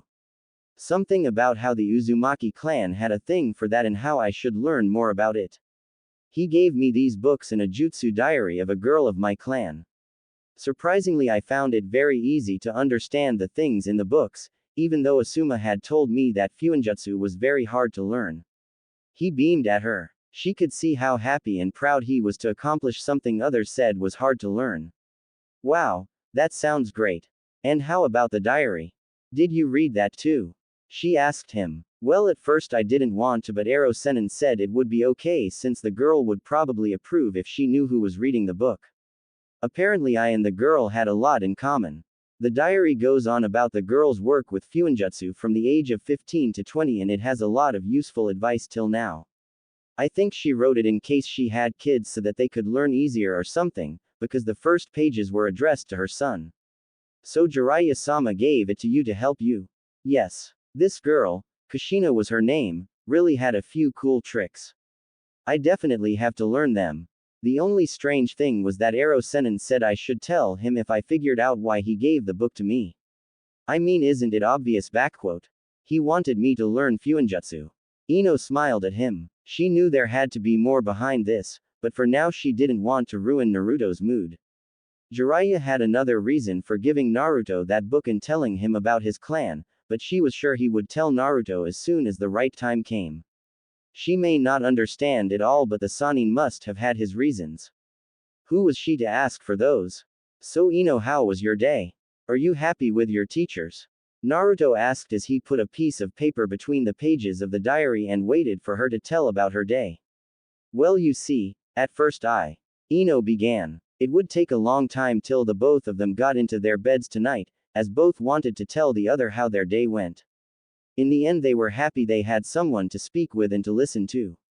Each of them fell asleep with a smile on their face. Ino collapsed on her knees. Her breathing was heavy and all of her body ached. She tried to get up and search cover behind a tree but it was already too late. 3 kunai hit the ground right next to the exhausted girl. Her enemy had caught up to her and now she had to fight. A figure appeared out of the tree and directed a kick right at Ino's face only to stop inches before it. "And again you're dead. I expect more from you Missy." Anko-sensei scolded. Her face was grim and her eyes showed no mercy. "Really girl you can do way better and I only expect to get your best. Now get up and start running your laps." Ino did as Anko said but after a few seconds of running she fell to her knees again and didn't move any further. A moment later Anko was beside her, yelling how the blonde girl should get up again. At first Ino tried but then she gave in to the pain of her body. "I can't," was all Ino said. She was at her limit or at least that's what she thought. It was hard enough to breath, running was out of question right now. Sadly her sensei thought differently about that. "You can and you will Missy. There is no place for slacking of when you are on a mission. That means as long as you train with me there won't be any slacking either." The blonde girl mumbled something, hoping that Anko-sensei wouldn't catch on what she said but since her sensei was a skilled ninja she did hear it. Ino knew it because of the look she received from Anko. It hurt her more than all the cuts and bruises over her body because it was disappointment. Her sensei was disappointed with her even thought Ino had given her best. "So you say that's your limit? You want just a little break, yes?" The purple-haired woman asked her pupil. "Very well. Then you'll get a task that isn't as hard as what we've done before even though I know you could go on." She took a scroll from her coat and tossed it before Ino. The girl picked the scroll up, cast a questioning look to her sensei and then to the scroll. Anko told her to open the scroll and so Ino did as she was told. Inside a mission description about an observation mission. It wasn't official, Ino could tell because Asuma had once given a similar scroll to her old team. Those were given to young ninjas as a way to get them used to reading official mission scroll without any fault. They all contained a few D-rank missions, because those were perfect to train a young team before they got into the real world of being a ninja.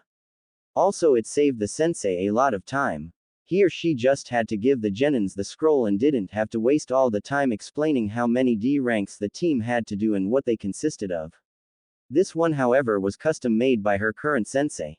Ino read what Anko sensei wanted her to do. She had to observe a special target for a few hours without getting caught by its two guards. The reason for this mission was obvious, since it would train Ino's stealth skills and at the same time would give her the chance to take a little break. It would still be hard to accomplish the mission because of the guards, but it was more of a task for her mind than for her body. You have as much time as described in the scroll to get as much information about the target as you can. I'll find you after your time is up. If what you found out is good enough to please me, I'll give you a last task and we call it a day. If you can't answer my questions at that point, we will train till you really can't move anymore. And now go. Ino got up and headed to the area where the scroll said that her target would stay.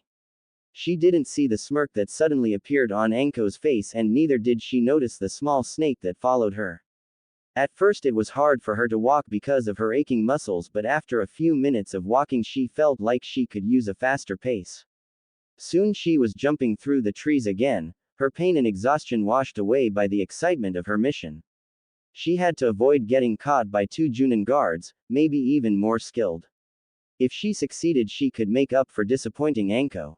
After all, the woman was something like her new role model, though the rumors about her sensei were quite naughty to describe. Not that she believed what people told her, but for now she would try to become a ninja like Anko sensei, and if the woman gave her a few other tips about her social life she wouldn't refuse them, although she wouldn't copy Anko. It was never useful to copy people no matter what, and Ino already had a small reputation herself, false as it was. Soon she reached the place where her target was training. Hiding in the trees, Ino started to observe. She didn't know exactly why she had to watch Naruto train, besides working on her stealth skills, but what she saw now was an impressive view. Before her eyes were around 50 Narutos, all gathered in different groups. Of course, those were clones. A few doing chakra exercises, other practicing jutsu, some were meditating while the rest was dispelling genjutsu of some kind. Only one of them, the one Ino thought of as the original, was doing taijutsu with Asuma sensei and Jiraiya-sama. He had cuts and bruises all over him, his shirt was torn at several places and his jacket lay discarded on the ground. The blonde girl saw her roommate attack the two teachers again and again, only to fail at landing a strike on them. She heard Asuma berating him about his faulty technique and how to do it right. She saw his frustration in his face and the way his body moved, but she never saw Naruto giving up. And he was doing good at taijutsu if you compared that to the skills his clones showed in dispelling genjutsu.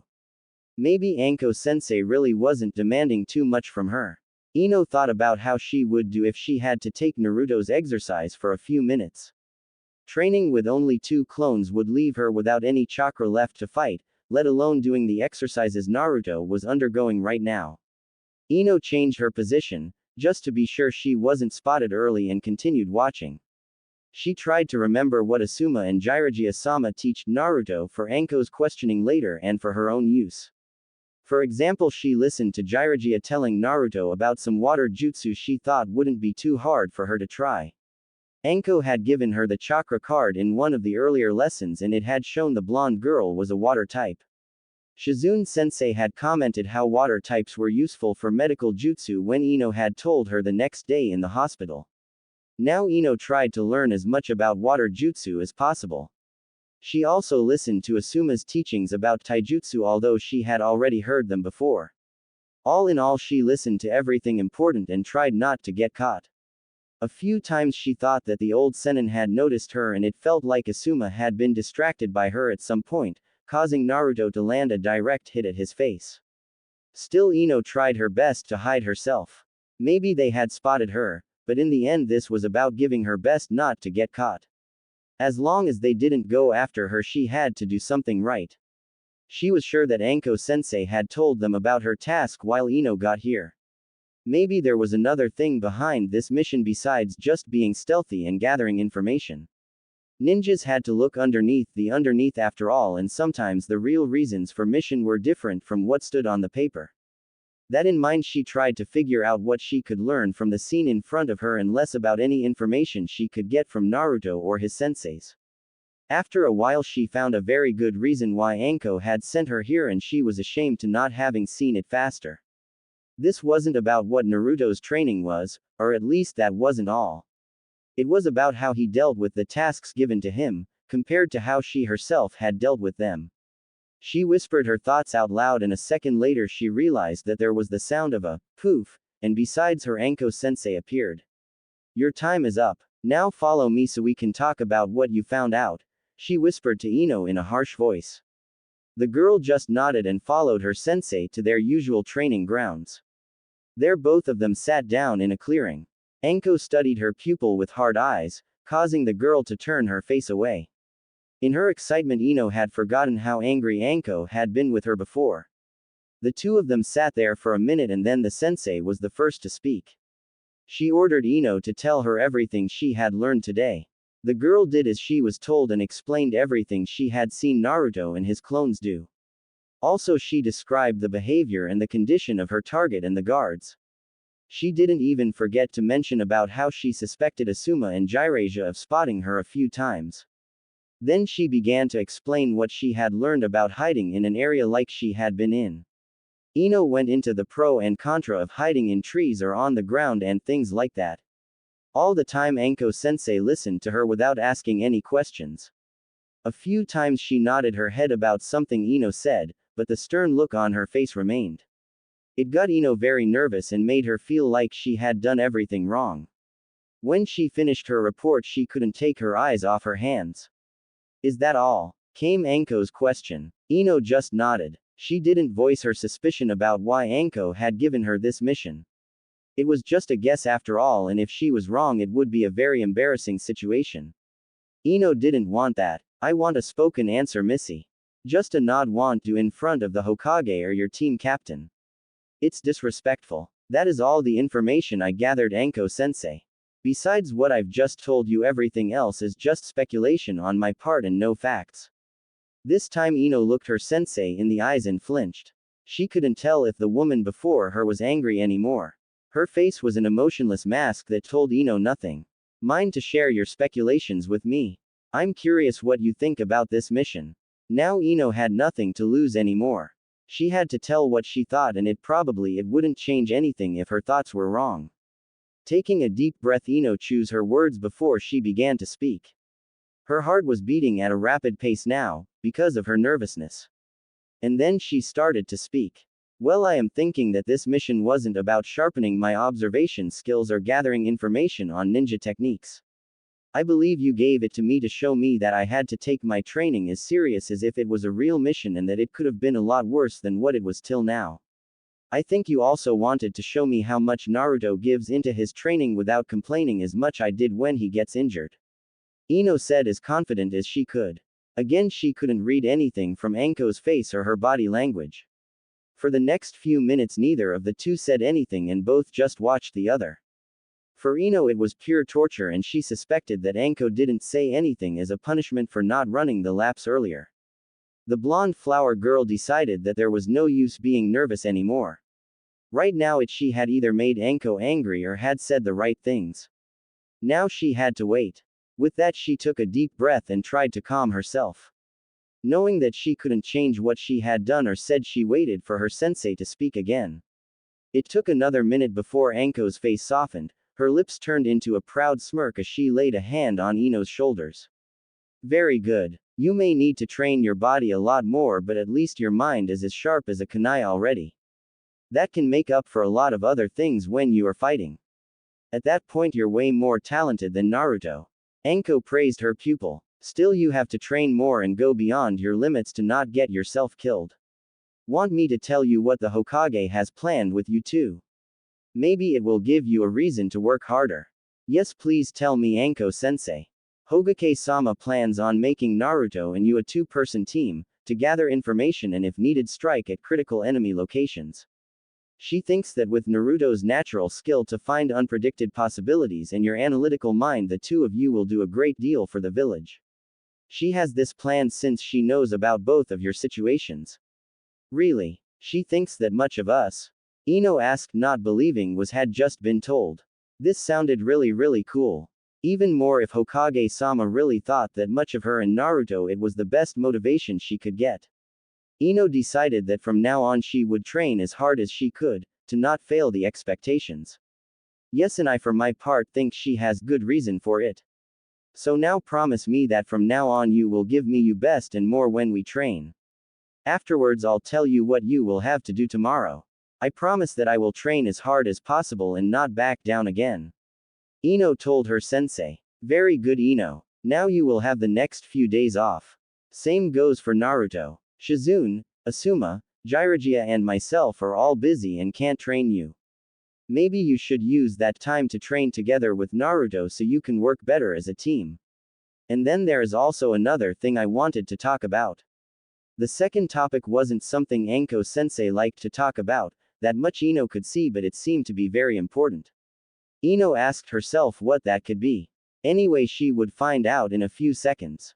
The plan to train with Naruto sounded good to her. Maybe he could show her a few tricks and vice versa. Now, you know about how we talked about getting information from someone, right?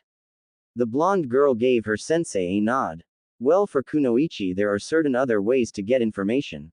Especially from males. You know what I mean. Ino blushed but nodded again. They had these classes in the academy before. Most embarrassing experience in her life so far. Well, you won't need to. Anko stopped her speech for a moment. Then she seemed to decide something. Oh, screw it. I wanted to take this slow for you, but just not me. Excuse me for it, please. Well, you won't have to with somebody to get information. As soon as you are alone with a person you can use your family jutsu. Still, I want you to get used to sharing the bed with someone and being close to other people in general. What? Why the hell would I do that? Ino screeched. Calm the down, Missy. Anko hissed at her. She hated people yelling at her. Sometimes on a mission you have to stay real close with your teammates to safe room, or you have to pretend to be boyfriend and girlfriend for the mission sake. Or you have to get close to a target by, you know, the whole seducing stuff. And it's awkward as to do it on a mission for the first time. Worse even, it's dangerous for you. That's why I want you to learn a few things while you're in safe waters, you know. I don't want you to have or something like that. No one should be forced to that.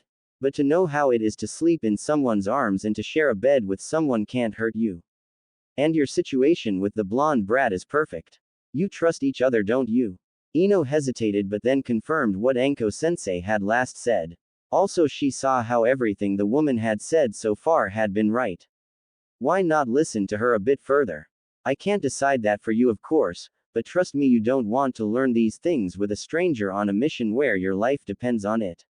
So please think about it. I doubt the Gaki would mind it if he has to sleep close to you. Why do you think that? Ino asked. Why shouldn't Naruto mind if she asked him to share the bed with her?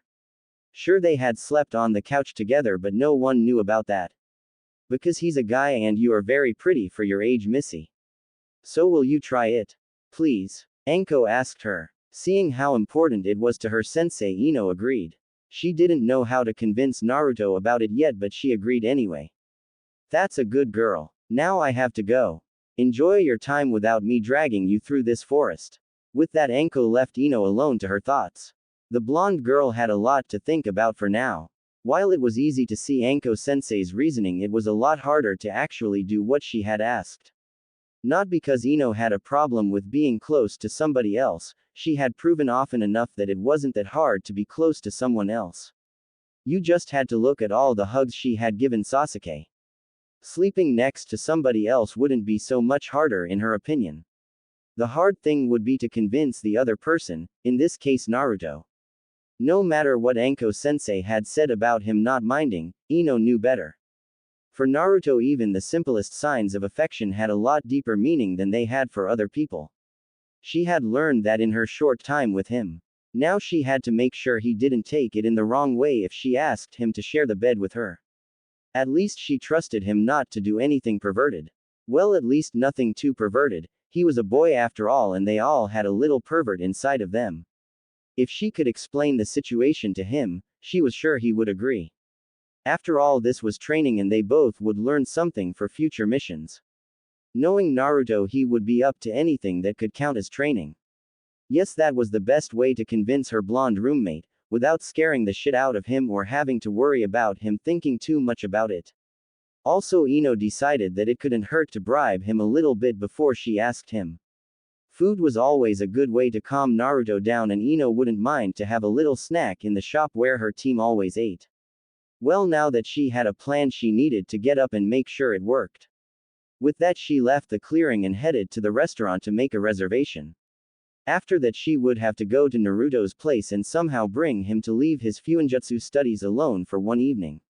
Ever since he had gotten the diary from Jiraiya-sama, he had worked on mastering whatever was inside of it, and as far as Ino knew, Naruto had even spent some nights learning instead of sleeping. Whenever that happened, she had found him sleeping on the table with his notes and a few papers, which had seals on them, scattered around him. Ino didn't know why he took Fuinjutsu so serious, but she suspected that it had something to do with the whole Uzumaki clan thing. If it wasn't that, the only other reason was because Naruto was a natural with seals. Anyway, tearing him away from that would be another thing Ino had to do. Hopefully he was at some kind of dead end. If Naruto was frustrated, it would make things so much easier for her. As the apartment came into view, Ino repeated everything she had planned in her head. She knew that Naruto would be home now, because his training always ended at the same time every day. She would have to force him into some of his more stylish clothes, maybe the ones they had bought together, and then drag him to the restaurant. There she would start talking about training. From then on, it should be easy for her to come to the point where she would pick up the topic of sleeping in the same bed. Hopefully he would go along with her plans.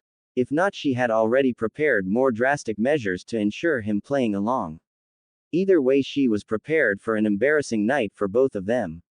Reaching the front door, Ino took one last deep breath and then opened it. "Hey Naruto, I am home," she yelled to make sure he knew about her arrival.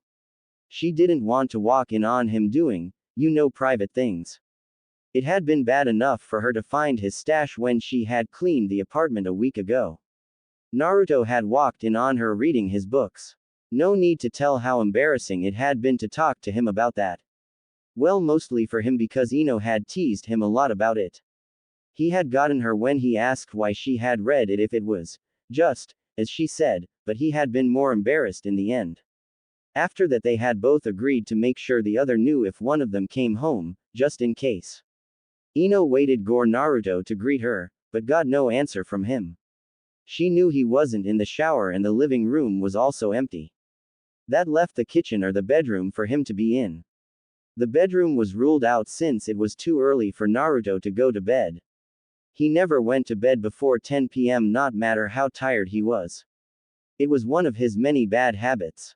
That in mind, Ino went into the kitchen and found the boy sleeping and drooling on the kitchen table. As she had already predicted, he had his notes and seal papers lying around him, and on the floor lay the book he had gotten from his sensei. All in all, it was an adorable picture to look at, not only because he looked so cute but also because how far Naruto pushed himself for his precious people. She had heard the story about Haku from Sakura when they had first returned from that mission, but Ino had learned how much it really meant for Naruto when she had asked him about it in one of the evening talks the two of them had from time to time. It was inspiring to hear him talk about protecting others. That was a goal both of them shared, but while Ino mostly cared for her friends and family, Naruto took the whole concept to a new level. He wanted to protect the whole village no matter what.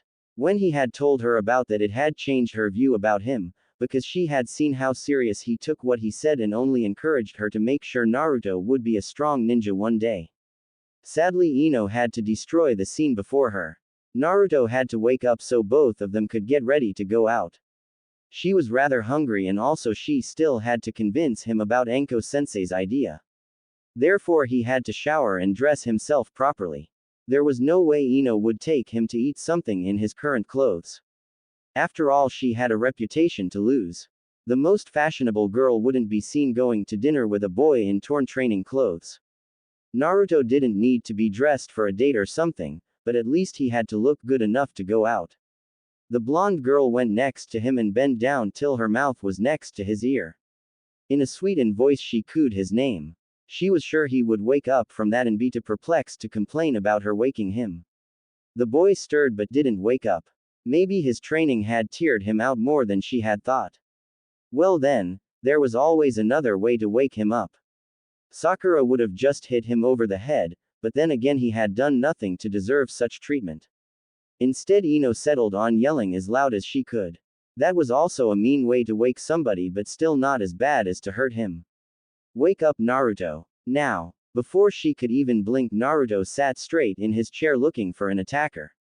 He turned his head so fast that he lost his balance and fell from the chair, pulling Ino down with him and causing her to fall over. Luckily the girl didn't land on the hard floor but on her blonde roommate, who instantly turned red when he noticed how close their faces were now. Ino. Wah. What happened? He stuttered. Being woken this way and having a girl fall on him had caused his brain to shut down for a moment. Or at least that was what Ino thought as she fought her own blush.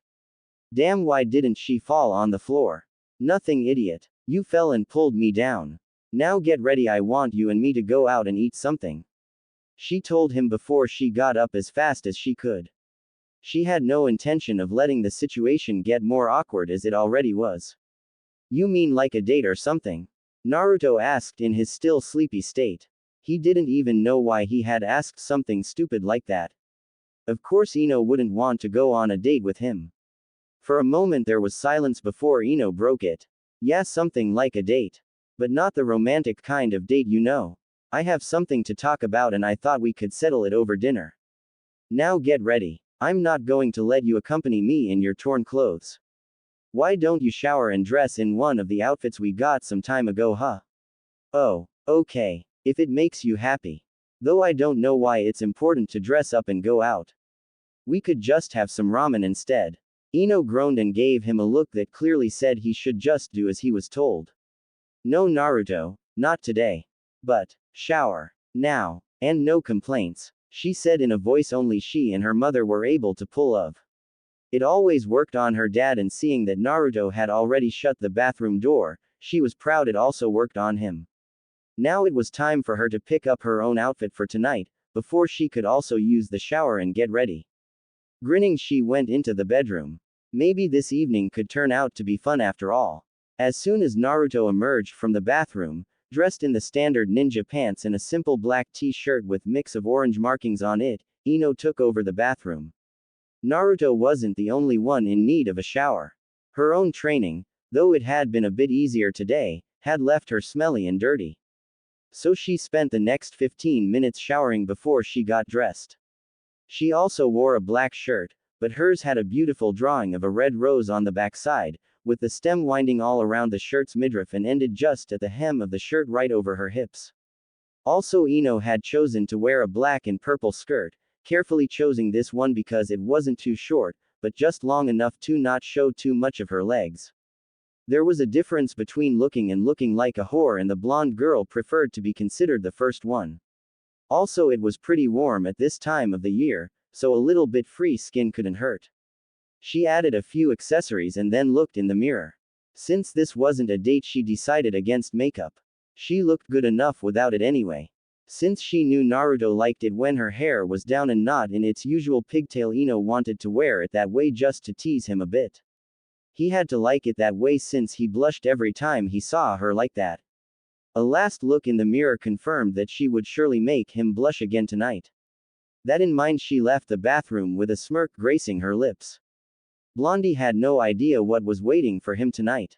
Although she knew that it would get pretty awkward for both of them later, she couldn't wait to see Naruto's reactions this evening.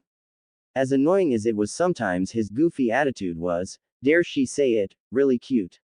That in mind, she left the bathroom to find her friend. She found him sitting in the kitchen again, leaned over his damned sealing book and scribbling some notes on a paper. His addiction to fuinjutsu seemed to be just as big as the ramen addiction he suffered from. Really, Naruto? Can't you take a little break from all of this? I leave for 5 minutes only to find you working on this again. You left for 20 minutes and I really need to learn this if I want to become the greatest Hokage ever. He said without even looking at Ino. Now it was on. If the girl hated on thing, it was people not giving her the attention she thought she deserved. She went over to Naruto, grabbed his ear and pulled him away from the notes and outside the apartment, while ignoring all his whining about her being mean and cruel to him. See, that is what happens if you act like a jerk to your friends. She told him. Now come on. We need to get to the restaurant. You're paying, by the way. Nani. But why do I have to? Because you were a jerk just now. You didn't even compliment me on my outfit, but totally ignored me. As soon as Ino had said that, Naruto gave a closer look at her outfit. Apparently she had to look better than she had thought, considering his blush was even deeper than normal.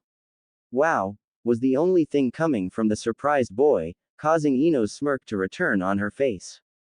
Just that moment she got an idea to tease him even more. Ah, at least you like what you see. Well, maybe I should also apologize for being cruel to you. With that she leaned forward and gave his ear a light kiss. When she leaned back she saw Naruto gaping at her. Ino had to giggle at his expression. See, all better. Now come, you're still paying and I am hungry. With that she dragged him to the restaurant. There they ordered their food and then began to talk. At first they were only talking about their training since it was what they spent most time with nowadays. Ino learned that Naruto had training water jutsu, just so he could teach it to her for the next few days. She remembered about their teacher telling her about the day offs. In return she told Naruto about her training in reading people and how he should learn a little of that too. Also she told him about her observation mission today. They made plans for training together for the next few days and how to improve their teamwork. Getting along didn't mean you could work together. Naruto also asked her if she had ever heard something about flower jutsu, since he had stumbled about a description of those in the diary he got from Jiraiya. As soon as she had heard about it, Ino asked her blonde boy if she could read that part. After all, she loved flowers and if she could use them for more than just poison, but for actual jutsu, she would be one happy camper. The evening went on and they talked and talked. But never came the opportunity to mention a certain topic. That is till Naruto asked her if they could sleep in for those next few days. He really wasn't a morning person, so he would take every chance to sleep in. Well, I think we could sleep a little longer, but only under one condition. Ino replied to his question. Huh, condition? What condition? Naruto asked confused. Well, you see, Enko-sensei said something about being prepared for real missions and the problems that could occur on those. And what has that to do with us sleeping in tomorrow? Well, you know, she told me that you had to sleep close to somebody quite often, you know, to share warmth or because there isn't enough room. Okay, but, Naruto began, but Ino interrupted him. And she said we should get used to that by sleeping in the same bed. Oh, Ino watched as her words sunk into Naruto's skull. Surprisingly, his answer wasn't to yell and making a scene. His voice was quiet and calm, though the embarrassment about the topic was evident in his features. So you want to sleep in the same bed? You and me? I think it's best. We should know about this, don't you think? And I prefer doing this with you over someone I don't really know. But my bed is pretty small. We would have to be. That's just the point, Naruto. We have to sleep close to each other. I know this is pretty awkward, but. Okay. Huh, I said okay. You're right. Better you then, for example Sasuke Tem. Naruto smiled at her. But if anything happens you can't blame me. I will try not to do anything perverted, but I am a guy and I move a lot when I sleep. So if we will deal with it then. Ino said. She was relieved that he had been so calm about it. Way calmer than she had been. Maybe Asuma had rubbed off on him. She took his hand in her for a moment. Thank you. Don't thank me yet. Remember that when I do something stupid later, okay? Because I know something will happen. It always does, and I end up being hit over the head by some girl, he said with a grin. Ino laughed and let his hand go. That was typical Naruto. Well, at least she wouldn't have to think about his reaction anymore and could enjoy the rest of their meal. It was pretty funny, and Naruto made everything to make her comfortable. Just as if he knew how much Anko's task had troubled her. In the end, they left the restaurant after Naruto had paid. It was pretty dark outside already, and a cold wind blew down the streets. Ino shivered in her shirt and cursed for forgetting her jacket. Just then Naruto took his arm around her waist and pulled her close to him. She looked at the boy in surprise, and he lifted his other hand behind the back of his head and rubbed it. "Why don't we start being close right here?" he asked with a red face. "Better than being cold, isn't it?" Ino smiled at how cute he acted and placed her own arm around his waist, leaning a little against him. Sometimes she didn't know how Naruto could have so many different sides on him, but he had his moments. "Well then, let's go home," she said, and both of them started to walk arm in arm. Little did they know about 4 pairs of eyes that had watched them all night, following their trail. As soon as the 2 teens were out of sight, 2 shadows vanished into the night, while 2 remained at its place, unsure of what exactly they had just witnessed. Without knowing that they had been watched most of the evening, the blonde pair got to Naruto's home without anything happening. When they were inside, Ino went into the bathroom again to get ready for bed, while Naruto just sat down on the couch, not knowing what to do with himself. Anybody who would have watched him could see how nervous he really was about what Ino had asked from him. Not that he was afraid of it, but for him to be that close to somebody was, well, something unusual. He barely ever received a hug or something like that before he had picked up Ino, and now he would be sleeping in the same bed as her. And while it wouldn't have been a big deal to a lot of people, the 14-year-old boy didn't know what to make of it. He didn't know how to act in such a situation, and his only hope to survive this was that Ino was just as new to this as he was. Normally his mind wasn't that active. Hell, Naruto even admitted that he wasn't someone to think about things. He just did what he thought was right, but now his mind was running wild, making up scenarios of every possible way he could screw this up. Luckily for him, distraction came soon in the form of his roommate leaving the bathroom in just her panties and a shirt she had borrowed from him. Actually, she had just taken it and he hadn't said anything about it, but why would he? She looked good in it, and Naruto liked to see her like this, which Ino had noticed and teased him about more than just one night. Now she just looked at him as if she was expecting him to do something. When he didn't do anything but look at her, she decided to speak. "Well, why are you still dressed? It's time to sleep, and I won't have you sleeping in the bed with your clothes on," she told him in the bossy way that he was used from her. Her words broke him out of his thoughts, and he started to undress while Ino already got under the sheets. When he was only dressed in his boxers and his shirt, he attempted to join her, but the girl stopped him with another request from her side. "Why don't you take off your shirt, Naruto? If we do this, we should do it the most embarrassing way possible. Which means a much free skin as possible on both sides." "But, I mean, why?" he asked, shocked. "Well, if we do it like this, there is nothing that will surprise us when the real thing comes. I know it's, well, you know, but if we have to do this anyway, we should prepare for the worst case and such." Naruto noticed her red face, and he could also feel the blood running through his cheeks, while he thought about her request. Honestly, he didn't want to take his shirt off, even if he understood how reasonable Ino's words were. After all, she didn't know about his biggest secret yet. Thought Ino didn't know much about sealing, she would sure see the seal on his stomach and ask why it was there. Hiding it would also be impossible, because the damn thing wasn't exactly small. Lying would also be useless. The damn girl was too good at reading him. Suddenly he wasn't nervous anymore. Now he was just afraid, because he didn't see how this could end without her hating him in the end. "Naruto, I don't have all night. Just take your shirt off and come to bed." Ino, I'd rather not take my shirt off, if you don't mind." "Oh, come on. It's not that big of a deal. Don't worry, I won't tell anybody about ugly scars or something like that. What we do in this room stays here, promise." "That's not it." "Well, what is it then?" the girl asked in an annoyed and impatient voice. Did he really have to make this more difficult? What was so bad about taking of the damn shirt? "It's just," Naruto began. But before he could finish, Ino, in her rather rash way of doing things, had already gotten up and stepped in front of the boy.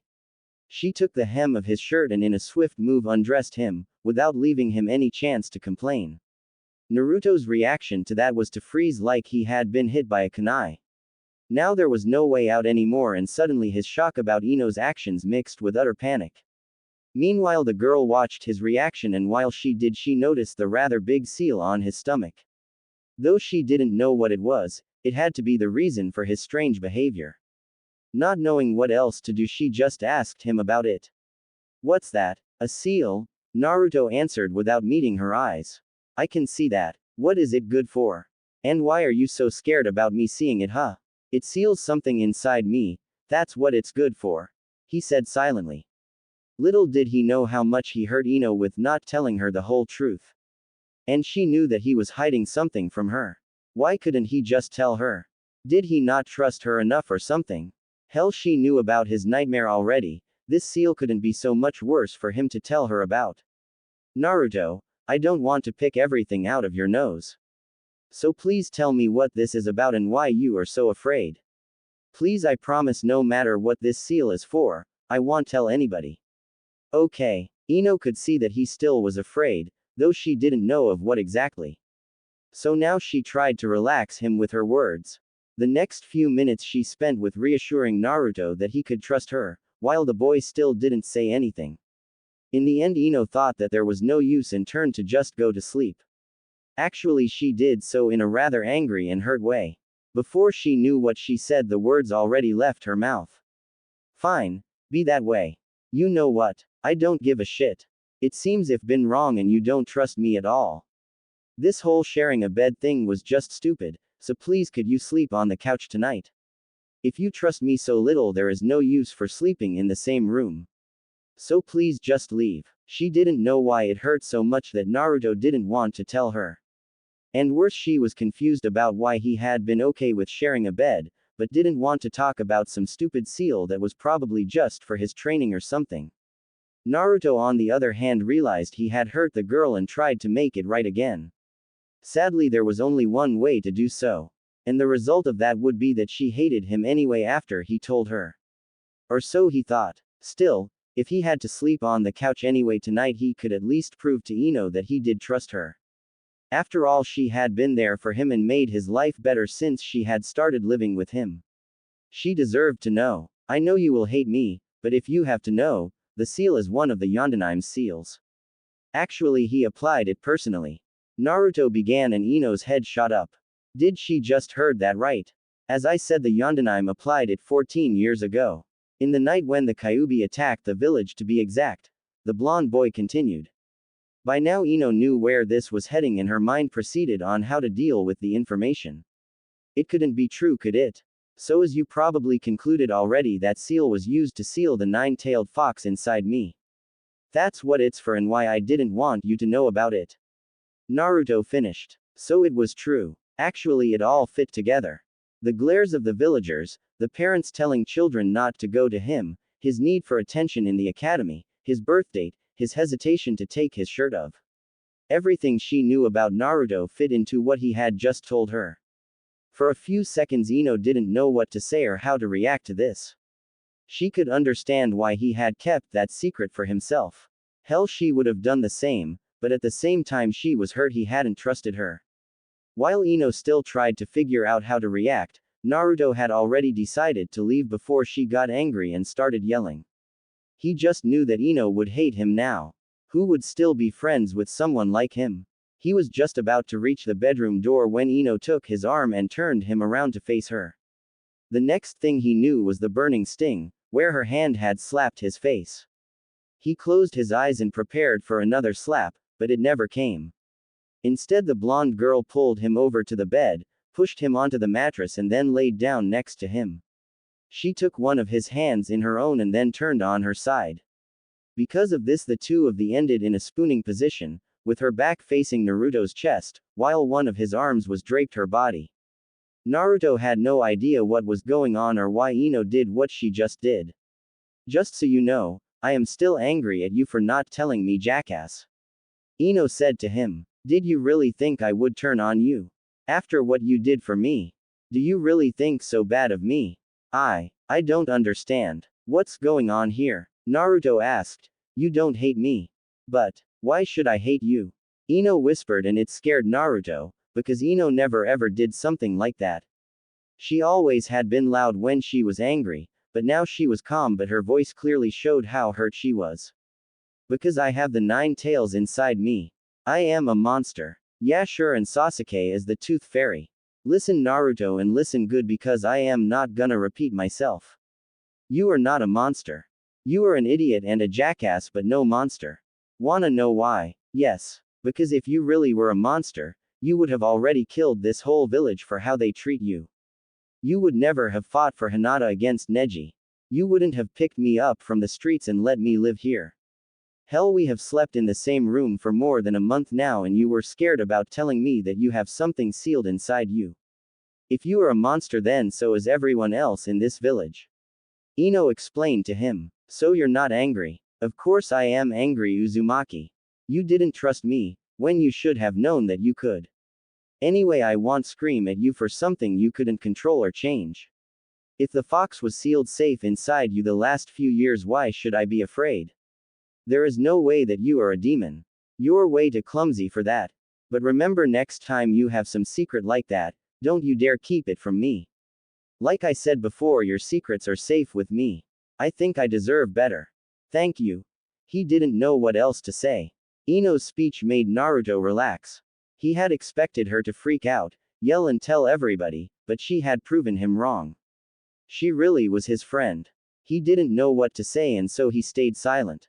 Ino, on the other hand, continued her rant about him not trusting her for quite a while. She had decided that Naruto was Naruto, fox or no fox. If he had beaten Gaara, he sure could have done a lot of bad things to her. Yet he didn't. So he was no monster, and with that she had only a reason to be angry at him but none to fear him. At some point she stopped speaking and tried to sleep, which was rather hard. Her anger had made it easy for her to not think about what she was doing when she pulled Naruto next to her, but now that she had calmed down she realized how close they were. It wasn't uncomfortable, the opposite to say the truth, but somehow their position felt wrong. Maybe because Naruto still held some distance between them. She didn't know, but to tell the truth she wanted him to hold her closer. Just a little bit, so she could enjoy his body warmth more. But whenever she tried to change her position, Naruto did the same, always keeping a slight gap between their bodies. After a while Ino had enough. Naruto, could you please move a little bit closer? I am cold. I'd rather not, please. Why not? Are you uncomfortable with lying close to me? No, not really. The opposite to be exact, but you know. And you in this position, caused a reaction, you know. From the embarrassment in his voice and from the hints Naruto had given, Ino knew what was up. She couldn't help but giggle about the situation. This really took a lot of the previous tension from the pair of teens. Ah, so I am giving you a hard time, Naru-chan. You could say that. Well, then we should make sure you enjoy it, nay. With that said, Ino moved her bottom right against Naruto's boxer, causing him to groan. She smirked at that, because now she had a way to punish him for not trusting her and something she could tease him with for the next few weeks. That in mind, she lost all of her previous fears of how embarrassing this night would be and most of her anger she had held till now. After all, both of them were considered adults in the village, and while Ino wasn't, she still had no problem with making Naruto squirm with her body. Actually, it was flattering to know she could cause such a reaction. Ino, please, stop. What? Don't you like me rubbing against you? She asked and moved just a little more against her erection. I do, but please, stop. Only under one condition. I'll do everything. Good. From now on you will keep no secrets from me anymore. At least not the important ones. Also, as a punishment for tonight, you will treat me to a nice dinner, no ramen. She told him. Oh, and from now on whenever we are in bed you'll do exactly as I say, as long as I tell you otherwise. No matter how embarrassing it will be. Understood? Yes, yes. Please, stop before I do something I'll regret later. He panted. Obviously she was better with teasing his body than she had realized so far. Very well then. Now I expect you to hold me closer. I am still cold and I don't care if you have a boner, we're not little kids. She felt Naruto pull her against him and relaxed into his warmth.